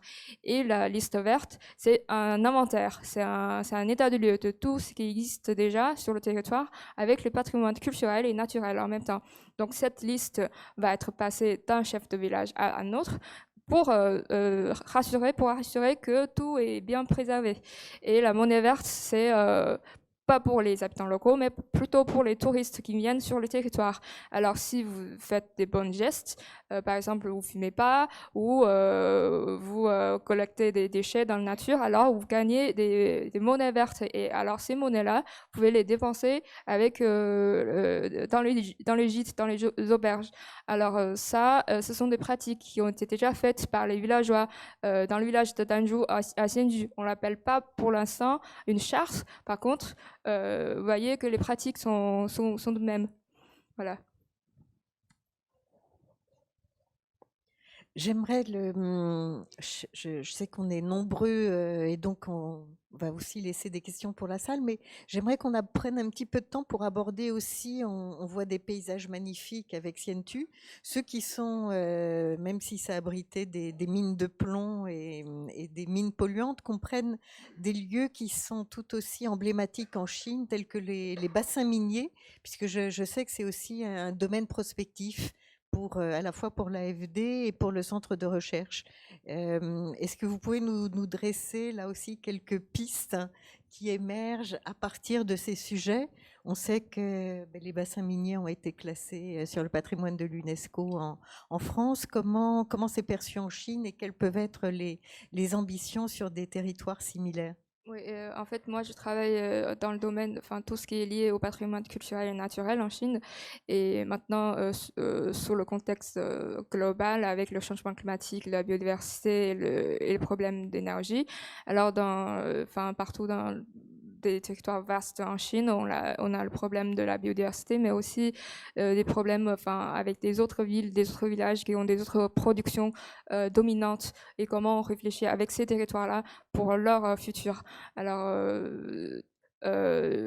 effectivement, on travaille avec une municipalité dans la province du Shanxi où on produit 60-70% du charbon pour toute la Chine. Et on essaie d'imaginer les études, mais aussi des projets, si c'est possible, avec les savoir-faire français, avec l'expédis français, parce qu'on a déjà un très bon exemple dans le bassin minier, qu'on a réussi à le classer dans la liste du patrimoine mondial. Donc c'est un point à voir dans le futur. Voilà. Oui, on n'est pas encore sur des projets d'accompagnement de reconversion d'anciens sites miniers, enfin de cette ampleur-là. Là, on parle vraiment, dans Sientu, on parlait vraiment de petites mines artisanales. Là, on parle de sites miniers majeurs. Évidemment, c'est un enjeu majeur pour la Chine, pour le monde. 50% du charbon consommé au monde est fait en Chine. Malgré tout, la Chine s'est engagée sur une dynamique plutôt ambitieuse en matière de réduction des émissions de gaz à effet de serre, donc qui convient d'accompagner, dans lequel nous, encore une fois, notre très modeste envergure, on voudrait essayer d'accompagner. Maintenant, ce qui est compliqué, c'est qu'on parle de reconversion d'anciens sites miniers avec des centaines de milliers, voire des millions d'emplois au niveau national, mais sur ce site-là, plutôt des dizaines de milliers d'emplois qui sont concernés. Donc il y a quand même un gros volet d'accompagnement social, de redynamisation économique du territoire qui n'est pas du tout évident comme ça à première vue. Donc on est intéressé sur le principe, évidemment, mais il faut voir comment c'est fait, comment c'est accompagné, quelle est la politique nationale en la matière. Alors, il se trouve que je connais un peu le sujet parce que je viens de Lorraine, et je pense qu'il y a eu des phases en Lorraine, parce que le Nord et la Lorraine ont fait l'objet de la mise en place dès les années 70-75, au moment où la sidérurgie faiblissait, d'établissements publics fonciers d'État qui avaient comme objectif de gérer comme le nom l'indique, le foncier. Je vais dire, il y a plusieurs générations. La première génération, dans les années 75, 80, 90, ça a été géré en Lorraine, en l'occurrence sur les mines charbon, sidérurgie et textile, parce qu'il y avait aussi le textile dans les Vosges, mais c'est plus de 6000 hectares de foncier qu'il a fallu gérer. Alors, dépolluer. Alors, dépolluer, à des niveaux de réutilisation industrielle, c'est-à-dire qu'il ne s'agissait pas de dépolluer pour en faire de l'habitat ou faire pousser des carottes, parce que on n'en était pas là, quoi. Mais dans un premier temps, c'était en quoi ces mutations avec des vallées, si on parle des Vosges, mais aussi des territoires comme le bassin minier près de Saint-Avold, de Forbach, etc., ou les vallées chirurgiques de la Fensch, de l'Orne, etc., en quoi on pouvait réimplanter une industrie pour gérer quand même la catastrophe sociale et emploi. Donc ça a été une première logique qui était de dire on fait table rase, on dépollue là où on peut, on confine des sols, parce qu'à un moment donné, c'était on ne peut pas dépolluer, donc on confine. Voilà. Et donc, de façon réimplantée de l'industrie. Et puis, il y a eu une deuxième phase. Effectivement, il y a des laboratoires, ce que Nicolas expliquait tout à l'heure. Nous, on a des laboratoires, je pense à l'école l'ENSAIAC et l'école d'agro ou AgroParisTech à Nancy, qui ont travaillé, je pense au professeur Morel, qui a beaucoup travaillé sur la phytoremédiation, sur la façon de dépolluer de façon naturelle, sur des temps longs. Parce qu'évidemment, c'est des temps extrêmement longs. Mais c'était aussi des sujets qui, à un moment donné, ont permis d'avancer et de développer des savoir-faire. Et puis, il y a une deuxième phase qui était de dire, on a perdu, moi je me souviens, dans les Vosges, à l'époque, j'étais jeune archi au CAE des Vosges, et j'allais dans les vallées où Boussac avait mis la moitié de la vallée au chômage. Et moi, j'étais là en disant, mais attendez, c'est des bâtiments industriels d'une qualité architecturale exceptionnelle, la cheminée, elle est vachement belle. Et eux, ils avaient juste à le dire, ouais, la cheminée, c'est Boussac, et Boussac, il a mis la moitié de la vallée au chômage. Donc, vous comprenez, la cheminée, on l'a fait sauter. Mais ça, c'était la première génération. Et puis après, bah oui, c'est un siècle d'histoire. Et cette histoire, c'est-à-dire quelque part, l'industrie, c'est du patrimoine. Et je pense qu'il y a un passage d'acceptation sociale nécessaire qui va durer quand même un bout de temps, quoi. Et aujourd'hui, on est dans une situation où c'est aussi la valorisation des patrimoines industriels.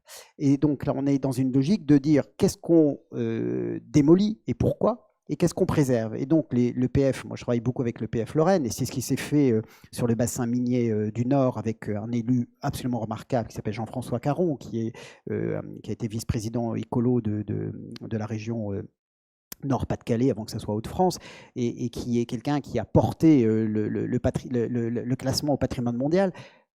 Pour ça, pour l'histoire sociale, enfin, je veux dire, c'est des cités ouvrières, c'est des terrils, c'est des bâtiments industriels, et à un moment donné, et puis c'est quand même encore des populations encore pour beaucoup précaires, mais qui sont là, qui ont vécu là, ici, et quelque part qui font partie de cette histoire-là.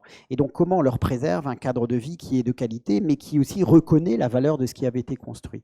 Et je pense qu'on est aujourd'hui dans ce moment, mais il a fallu, alors je ne sais pas la Chine par rapport à ça, mais il a fallu passer par la phase destruction.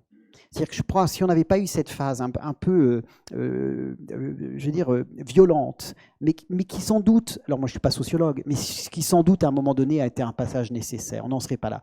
Et aujourd'hui, moi je connais un petit peu, alors évidemment, il y a le Louvre-Lens, qui est un espèce d'équipement emblématique des cités, enfin de toute cette histoire-là, mais chez nous, il y a le carreau Wendel, c'est-à-dire qu'il y a un carreau de mine qui a été préservé, il y a une usine sidérurgique à Uckange, il y en a une à Volklingen en Allemagne aussi, qui a été, alors elle, qui est patrimoine mondial de l'UNESCO, qui est juste de l'autre côté de la frontière, et d'un seul coup, c'est intéressant, on a le carreau Wendel, qui est la mémoire ouvrière, allez-y, parce que c'est encore des ouvriers de la mine qui font visiter.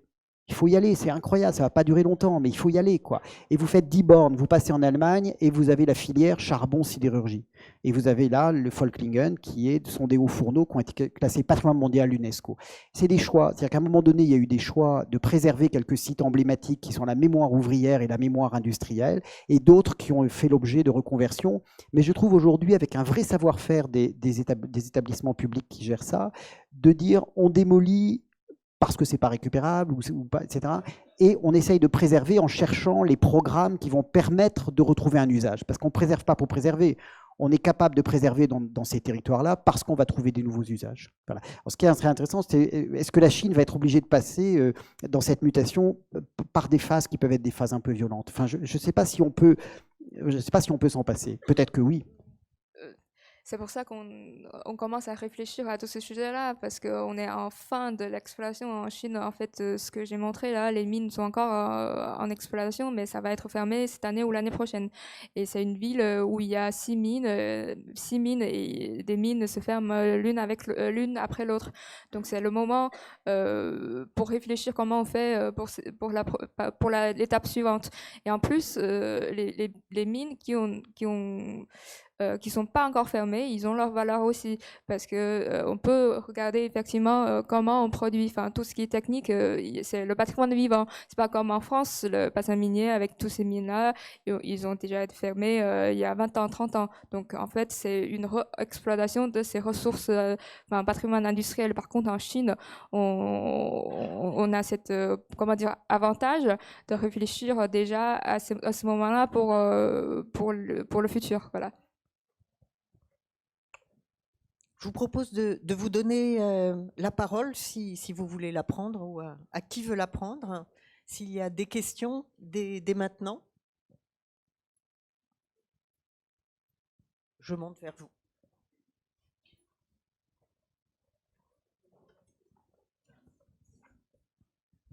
Bonjour et merci pour cette présentation. Je trouve ça vraiment très intéressant, ce développement en Chine. J'avais des questions en fait. La première, je reviens un petit peu sur la question de la gouvernance parce que même dans les parcs, alors je pars sous votre contrôle, dans les parcs français, en ce moment, pour lesquels on a fêté l'anniversaire, les 50 ans, je crois, il y a 2 ans, se pose le problème justement du parc qui est au-delà de la protection de l'environnement. Ce qui caractérise les parcs, c'est que ce sont des projets de territoire.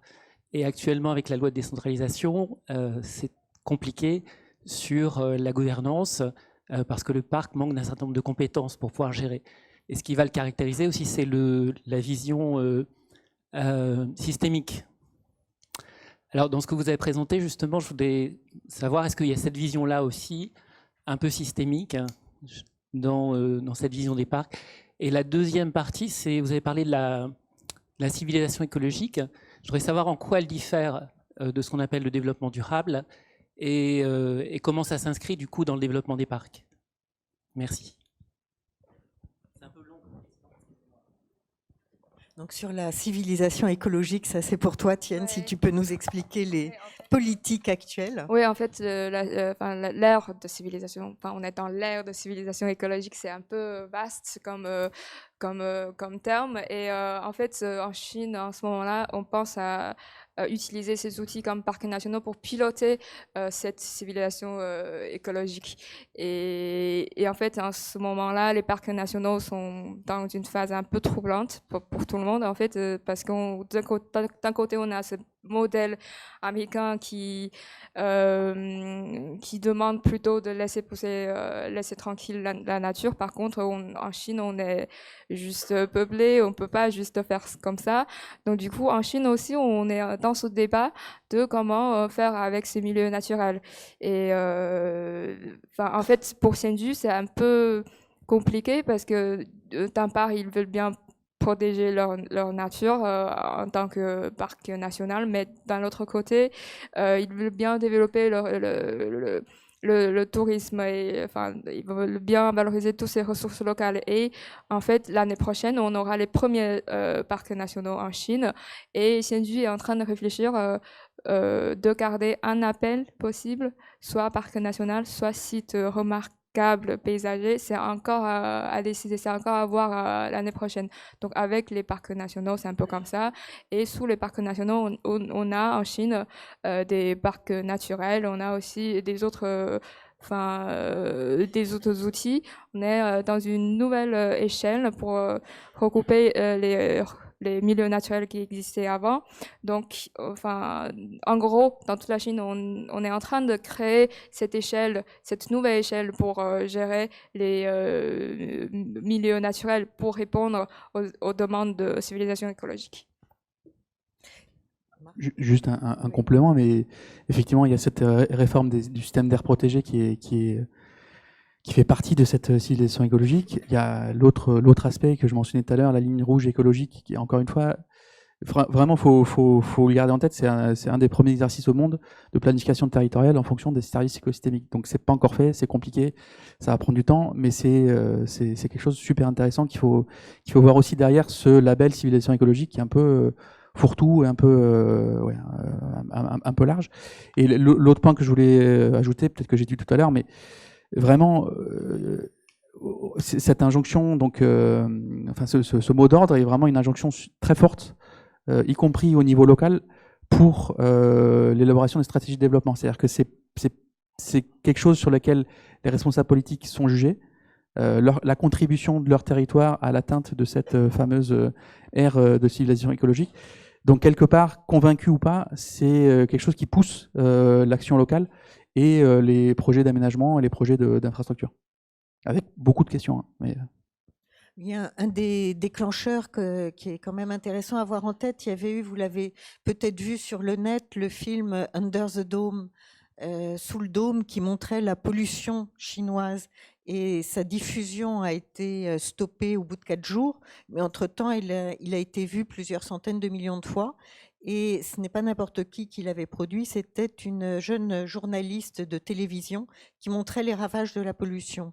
Donc le fait qu'un film de ce genre ait été promu, je crois qu'à l'époque c'était par le ministre en charge de l'environnement, qu'il ait ensuite été retiré, nous montre bien toute l'ambiguïté dans laquelle on navigue sans cesse en Chine.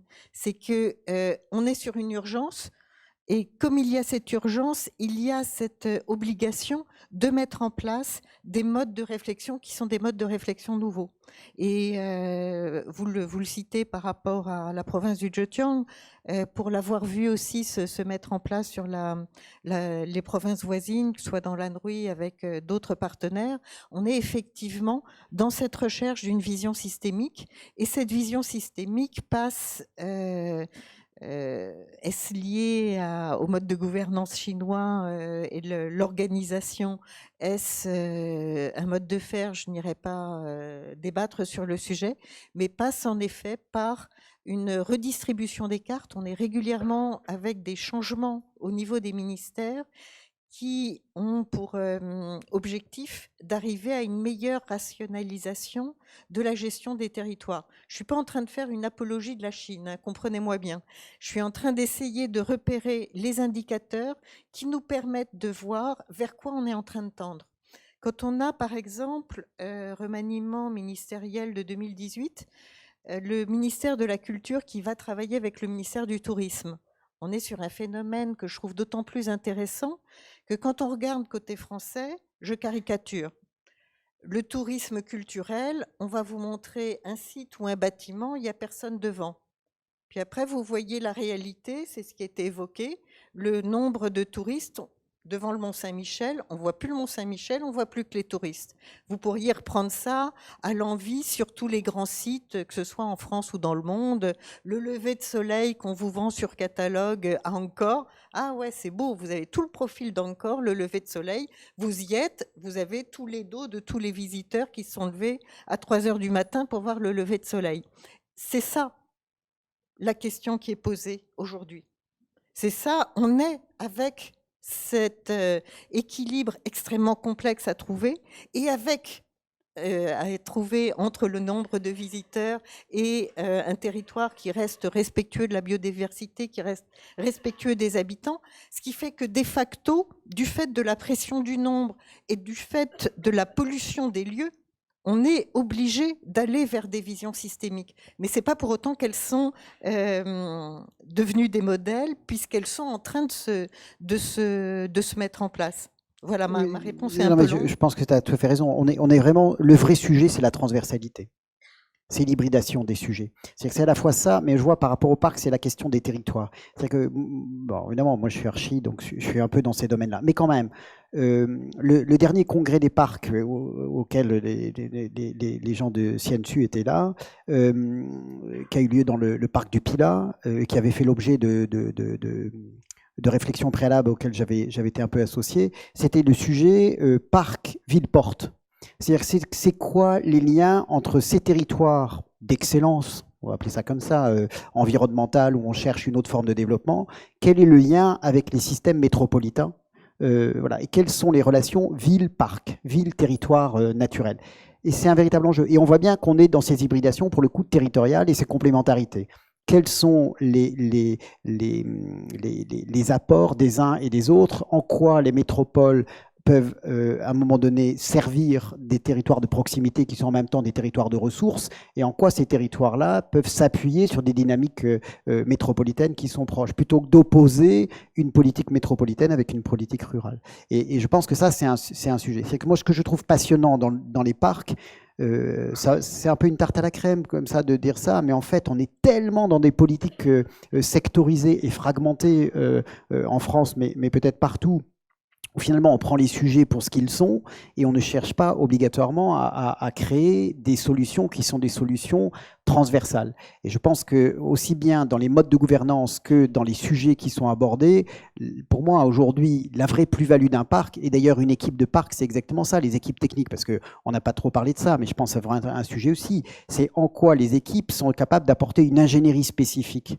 C'est-à-dire que là, on est plutôt sur des expertises, mais derrière ça, après, quand il va falloir continuer à avancer et continuer à inventer au quotidien pendant toute la vie de ces territoires, il faudra bien qu'il y ait des équipes qui soient là en permanence. Et je pense que l'enjeu d'équipes pluridisciplinaires, et c'est, je crois, une des spécialités des parcs, c'est d'avoir des spécialistes naturalistes avec des gens des sciences sociales et de l'ethno, de l'anthropo, etc. Puis en même temps des économistes purs et durs, et puis en même temps des archis quand même de temps en temps, et puis voilà, et de façon à ce qu'on ait une approche la plus complète possible. D'autres questions? Bonjour. En fait, par rapport justement à l'idée de vouloir développer les... Vous entendez là? Ah oui, c'est bon, ok. Par rapport justement à l'idée de vouloir développer les territoires et les régions différentes en Chine, et du coup de revaloriser les cultures locales. Bon là, il se trouve que la région autour de Hangzhou est déjà assez connue, et sa culture notamment. Je me posais la question par rapport justement à l'idée que la Chine, comment la Chine voudrait justement présenter son image culturelle, parce qu'avec la question du tourisme, justement, on peut se poser cette question. Est-ce qu'elle veut justement présenter une image d'une culture unifiée dans son territoire, ou plus revaloriser les spécificités des territoires? Et je me posais notamment la question par rapport à des territoires dont la culture n'est pas exclusivement mandarine, notamment par exemple pour la question du Tibet ou de la Mongolie intérieure.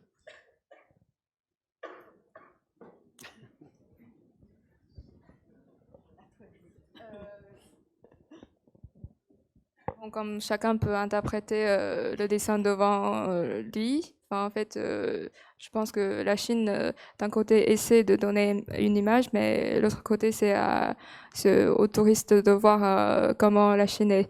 Et bien sûr, la Chine, c'est pas que la Grande Muraille, pas que la Cité interdite, pas que Pékin, Shanghai, les grandes métropoles, mais si vous allez dans la campagne pour voir la Chine, en fait, c'est un pays très riche avec le paysage qu'on a montré aujourd'hui, qui a beaucoup impressionné nos partenaires qui viennent de PNR, des Ballons et Marc. Et bien sûr, il y a des autres régions un peu délicates, mais qui reçoivent aussi beaucoup de monde de partout dans le monde. Voilà. Effectivement, chacun a son droit d'interpréter ce qu'il voit et ce qu'il ressent.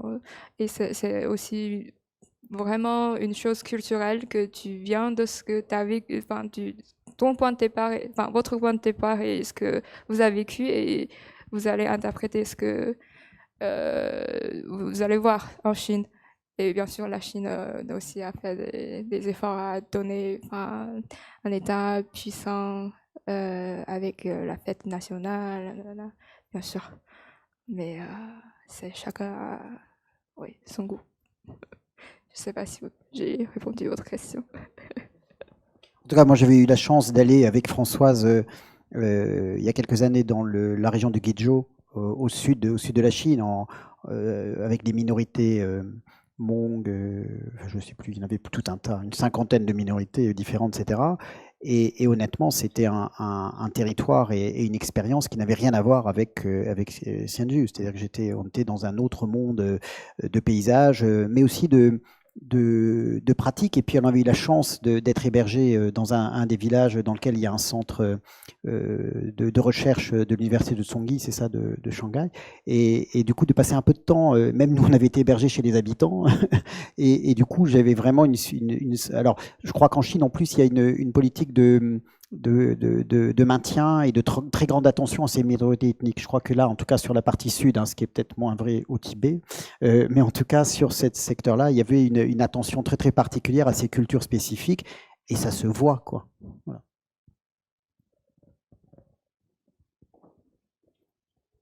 Je commence par elle, elle est plus près. C'est une question. Quelles sont les espèces protégées dans le parc de Xanju? Les espèces protégées. Les inventaires sont en cours. Je peux répondre un petit peu. C'est un écosystème de forêt feuillue, en fait, où il y a des faisans et je sais pas comment dire en français, hein, excusez-moi, mais il y a des faisans, je sais pas, je ne connais pas le nom latin, mais l'écosystème dominant est la forêt feuillue, justement. Et c'est très rare dans l'est de la Chine, et c'est pour ça qu'on a créé ce parc de 300 km² pour préserver ces dernières forêts qui existent encore dans l'est de la Chine. Et faisant, je sais pas. Qui pour est compléter, sur la liste la richesse, elle est plus sur les espèces végétales, pour l'instant, en tout cas dans les inventaires. Ouais. Et moins, il n'y a pas vraiment d'animal emblématique type panda ou tigre. Il n'y a pas d'espèce phare, star comme tigre ou panda. Panda, c'est dans l'est de la Chine. Et par exemple, en fait, ça c'est un peu le sujet aussi. Pour les experts chinois, on se pose aussi que est-ce que Parc de Sienju mérite le titre parc national sans avoir une espèce star. Enfin, il y a des experts qui posent cette question en fait. Ouais. Mais par contre, je vous rassure qu'on a aussi des sites pilotes où on protège des pandas et des tigres et voilà.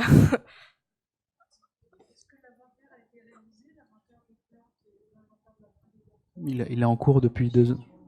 Il est en cours. Oui. Est-ce que les espèces ont été... est-ce qu'il y a eu un inventaire des espèces animales? L'inventaire en cours, et comme disait Marc, c'est un exercice qui va prendre très longtemps. Donc l'idée, c'est de démarrer cet inventaire, de former les équipes du service de gestion du parc à ces inventaires et au suivi de ces espèces. Oui, mais l'inventaire, oui, c'est en train de faire, mais il y a déjà quelques espèces qui ont été découvertes à Sienju avec le nom de Sienju dans le nom latin, quoi. Bonjour, merci à vous d'être venu présenter un peu ce site. Vous en avez un petit peu parlé, mais pas trop. Est-ce qu'il y a des nouveaux villages qui vont être construits dans la zone? Qu'est-ce qui est prévu pour ces villages? Comment intégrer les populations? Je ne sais pas, est-ce qu'elles sont rurales? Est-ce qu'elles vivent de la terre, de la petite agriculture? Comment est-ce que vous allez les intégrer Comment est-ce que vous allez les intégrer, les populations locales qui vivent dans la zone, à la mise en tourisme du parc naturel? Merci.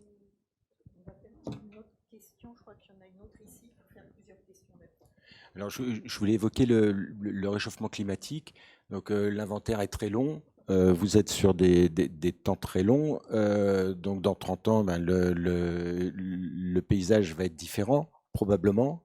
Et alors ça, c'est le premier côté. Et un autre côté, dans le recensement que vous faites de toutes les façons d'habiter, de toutes les réponses qu'il y a sur la topographie, etc., enfin, la végétation, etc., le mode d'habiter et de produire localement cet artisanat, est-ce qu'il y a des réponses dedans sur des situations, je pensais aux îlots de chaleur, aux îlots de fraîcheur, etc. Est-ce qu'il y a des réponses urbanistiques à l'échelle du quartier ou de l'architecture? Je commence par la première question sur les populations rurales. Oui, c'est un territoire qui est essentiellement rural. Après, La ville de Sianju en elle-même, elle fait, je sais pas combien, 100 000, ouais, 500 000, ok, bon, 500 000 habitants. L'ensemble du district. Dans le district, ouais. Mais donc il y a le centre-ville qui est assez urbain. Après, l'idée enfin toute la démarche du projet, c'est d'inclure au maximum les populations non seulement dans les retombées économiques, avec l'afflux touristique attendu, avec la labellisation, la marque parc, etc. Donc l'idée, c'est de générer des revenus. C'est aussi de les inclure dans les choix qui seront faits, dans les choix d'aménagement, dans la politique territoriale, avec tous les défis que ça posait, qu'on évoquait tout à l'heure. Et un sujet qui va être compliqué, c'est, je sais pas, à un moment donné, vous avez dû voir un très beau site avec des belles rizières et puis des jolies montagnes. Donc un paysage agricole qui est d'une richesse, enfin qui a un vrai patrimoine, qui a un patrimoine agricole qui est emblématique, qui est un peu l'image de marque, la carte de visite de Sianju, et avec des populations qui entretiennent ces paysages, qui sont plutôt vieillissantes et qui ont plutôt envie de lâcher un peu leur activité. Et du coup, ça va être aussi un enjeu pour les autorités de Sianju de maintenir ce patrimoine agricole en attirant des jeunes actifs pour entretenir et puis pour travailler la terre, ce qui est un défi. Ah, quand même, pour compléter, moi alors encore une fois, j'y suis allé 8 jours, hein. Mais quand même, moi ce que j'ai vu aussi, c'est des villages, des resorts, je ne sais pas comment on appelle ça, des complexes hôteliers de gîtes, mais de 500 gîtes ou 500 hébergements, qui sont des villages neufs, ex nihilo, construits au bord, dans la vallée, pour héberger la masse de touristes qui vient.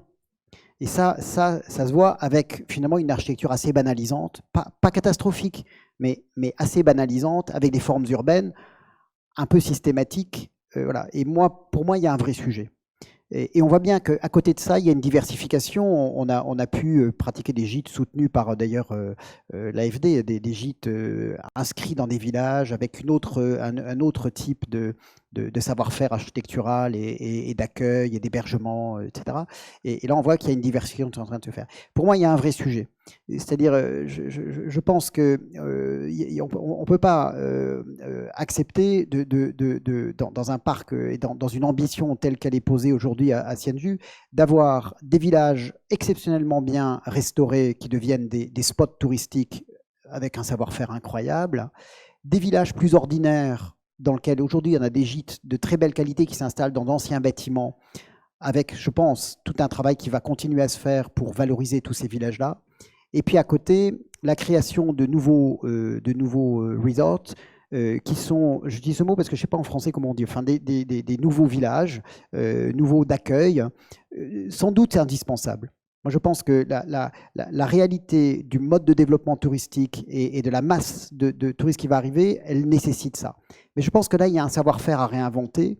Comment on construit et on accueille dans des conditions contemporaines, modernes et acceptables, tout en s'inspirant des savoir-faire locaux de construction et qui prennent en compte des enjeux. Étienne nous montrait tout à l'heure des photos d'un village où on est passé il y a quelques mois. Il y a eu un typhon et il y a la moitié du village qui est détruit. Et le gîte dans lequel on était, qui était un gîte exceptionnel, qui est, je pense, qui va nécessiter quasiment une reconstruction. Donc on voit bien qu'il y a des enjeux. Alors je ne sais pas si c'est des choses qui vont augmenter avec le réchauffement et les dérèglements et le chaos climatique dans lequel on est.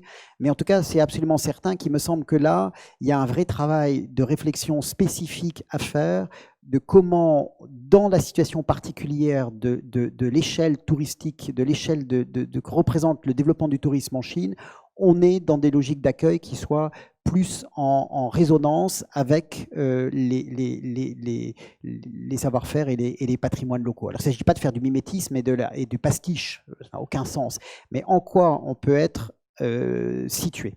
Voilà. Donc je pense que c'est un vrai sujet et moi j'avoue, bon, encore une fois on est passé rapidement, on n'en a pas complètement discuté, mais c'est évident qu'aujourd'hui il y a une espèce de nécessité de construire ces choses-là et c'est indispensable. Et donc je pense que là il y a une marge de réflexion à réinitialiser. Il y avait déjà une question ici, j'en prends plusieurs. Bonsoir. Donc ma question en fait a à voir avec un problème que dans les territoires où je travaille, en fait, représente une difficulté énorme. Lorsqu'on parle de politique intégrée, on a à voir avec un phénomène ici, les tourismes complexes, multidimensionnels. Donc là, on a besoin aussi, c'est vrai que l'approche en Chine peut être différente. Donc c'est, comme vous avez dit, beaucoup plus, pour utiliser une expression en anglais, top-down par rapport à l'approche en Europe. Mais là, on a besoin d'avoir, comment dire, des compétences fortes au niveau local pour pouvoir, en effet, aborder des sujets complexes, des problèmes qui sont en fait complexes. Alors là, est-ce que c'est un problème en fait ou pas du tout, dans le manque de compétences au niveau local qu'on a souvent en fait? Par ici, je crois qu'il y avait une autre question. Sur les compétences au niveau local, ça vous laisse le temps de préparer. Oui, bonsoir. En fait, en Chine, on a le parc national et aussi les réserves naturelles, mais je trouve que c'est différent que les galeries en France. Que je voulais savoir que, par exemple, en France, le parc national comprend plusieurs réserves naturelles, mais en Chine, souvent on trouve un site qui s'appelle parc national, mais aussi classé en tant que une réserve naturelle. Donc, mais ces deux zones vraiment différentes, à fonction différentes. Et une, c'est plutôt pour les touristes, et l'autre, les deux zones sont différentes. Donc, je voulais savoir comment vous traitez cette question. Est-ce que vous avez rencontré quelques difficultés pendant le travail? Oui, merci. Merci. Donc, les différences de label et ce qu'il recouvre.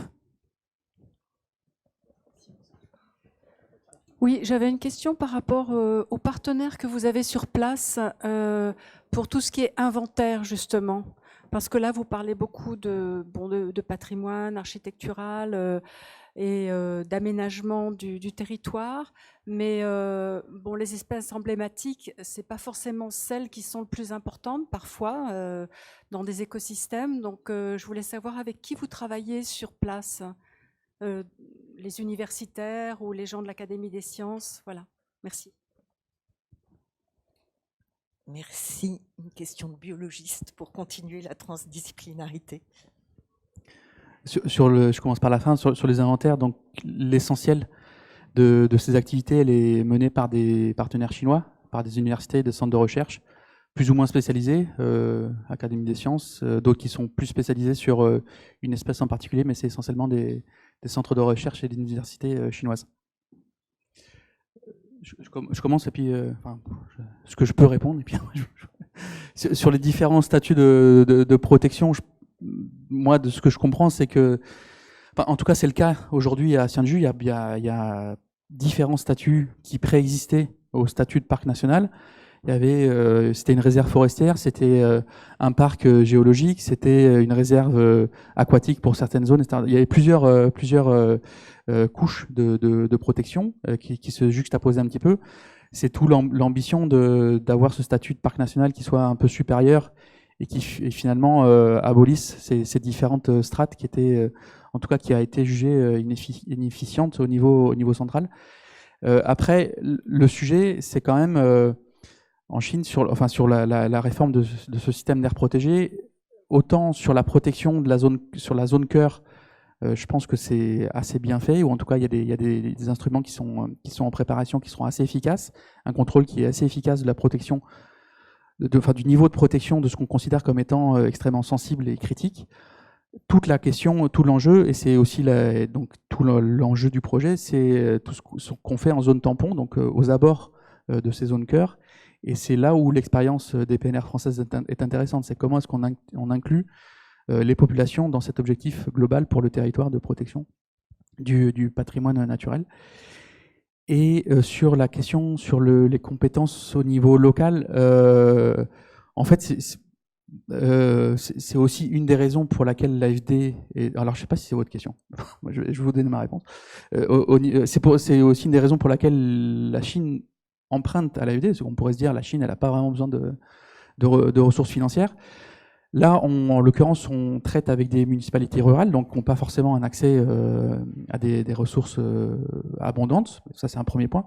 Mais c'est aussi des municipalités et des maîtrises d'ouvrage qui ont un manque de compétences qu'elles ont identifiées sur un certain nombre de sujets, notamment sur les sujets que j'évoquais tout à l'heure, sur tous les aspects techniques d'inventaire, de surveillance de la biodiversité, sur les aspects un peu de gouvernance, sur ces sujets sur lesquels ils veulent un peu innover. Oui, pour répondre à votre question, en fait, avant, il y a réserve naturelle qui existait. Il y a réserve naturelle provinciale, réserve naturelle du district, de municipalité provinciale, nationale. Il y a parc qui est sous le ministère de l'Environnement. Et il y a aussi les parcs forestiers du district, de la municipalité, de la province et de nationale. Et donc, en fait, ce sont des petites aires protégées qui sont un peu partout. Et les parcs nationaux ont été créés justement pour regrouper tous ces réserves naturelles préexistées sur le territoire. Par exemple, le parc de Senju, avant, il y avait un parc forestier provincial, il y avait une réserve naturelle et il y avait un parc géologique que Nicolas a mentionné tout à l'heure. Donc, en fait, c'est pour avoir une cohérence de la solidarité écologique sur le territoire. Voilà, donc maintenant, ce sont les parcs nationaux qui sont des sites pilotes pour toutes les sortes d'aires protégées en Chine. Et on est en train de réfléchir le système. Pour l'instant, on a les parcs nationaux qui sont sous le sommet de pyramide. Et après, il y a parc naturel. Ça vient de documents qui viennent de sortir cette année, avec justement le nouveau ministère des Ressources naturelles qui va gérer toutes ces sortes d'aires protégées en Chine. Voilà. En fait, c'est juste parce qu'avant, toutes sortes d'aires protégées reste sur le territoire avec la gestion de millefeuilles, un peu comme en France, c'est problématique. Donc c'est pour ça qu'on est on l'appelle parcs nationaux pour résoudre ce type de problème. Voilà. Et pour les compétences locales, en fait, comme nous, avant les projets de l'AFD, on a déjà commencé à travailler avec les autorités locales de Senju. On travaille aussi avec les autres autorités locales, surtout qui veulent adopter aussi cet outil comme parc national pour gérer le territoire. Voilà, il y a des consultants comme nous qui sont spécialistes plus ou moins en politique publique, mais il y a aussi des universitaires qui travaillent comme des professeurs comme Wang Shu, comme CA, ce genre de gens qui travaillent sur le territoire. Effectivement, il y a une manque de connaissances, une manque de capacité pour les habitants locaux, mais en même temps, avec l'arrivée de ces gens-là, ça devient complémentaire.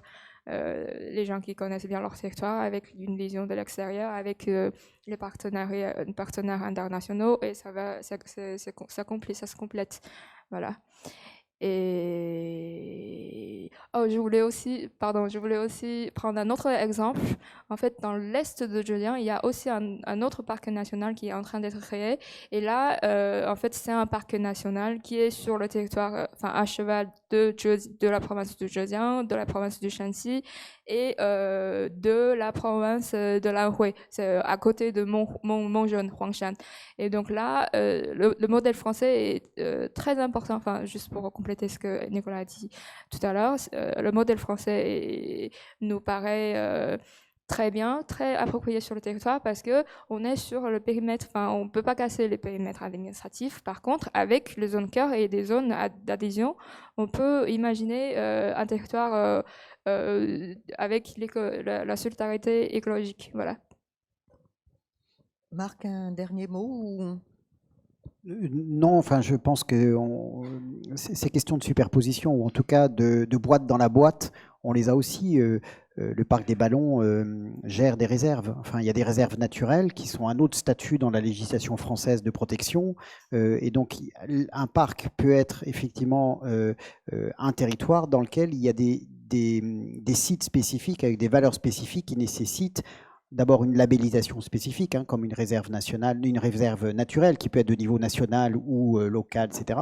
Et donc voilà. Mais finalement, les parcs nationaux, parce que là, moi je parlais des parcs naturels régionaux, mais il faut savoir que les parcs nationaux ont également évolué dans la législation. Alors je ne saurais plus dire de quelle loi, mais il y a 5-6 ans, c'est peut-être Grenelle d'ailleurs. Grenelle 2010, 2011, je ne sais plus. Mais les parcs nationaux qui étaient des réserves, des territoires monolithes, j'allais dire, qui est géré par l'État, ont remis en place des zones périphériques. qui sont très, très similaires au système des parcs naturels régionaux avec des chartes. Et donc l'idée de dire, c'est qu'il peut y avoir une zone centrale qui est hyper protégée et une zone périphérique qui est un lieu où le développement est pensé différemment. C'est intéressant parce que ça permet d'éviter d'avoir aussi des territoires un peu manichéens, hyper protégés ou hyper développés. Non, il y a des espaces de transition qui sont des espaces habités différents, etc. Donc je pense qu'encore une fois, on est dans des situations qui se rejoignent beaucoup. Donc vous êtes nombreux.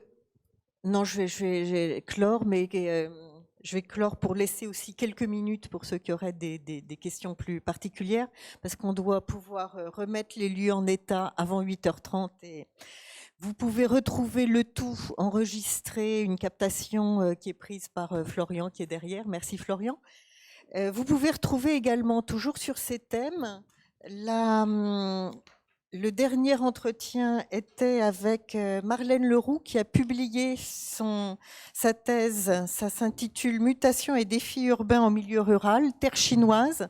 Vous pouvez la retrouver, elle sera à la librairie du Phénix ou acheter son livre. Ça, c'était le petit quart d'heure publicitaire.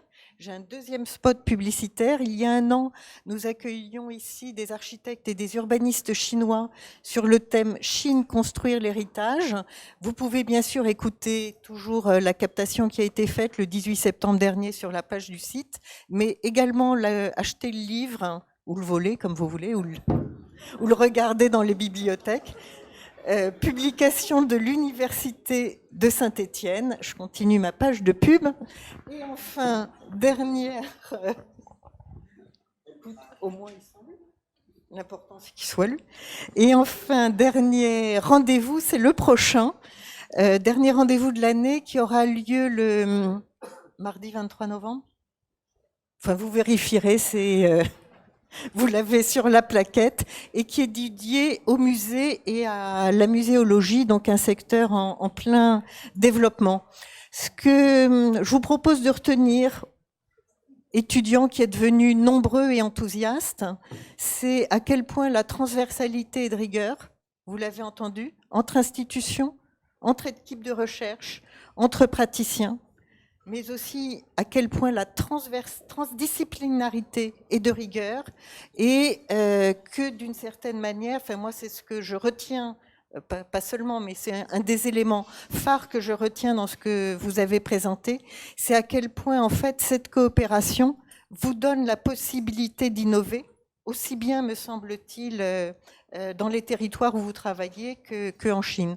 Donc voilà, c'était pour ouvrir cette page d'espoir vers les étudiants et remercier encore vos professeurs qui vous ont convaincus de venir ici le mardi soir après les cours. Je vous propose les applaudir.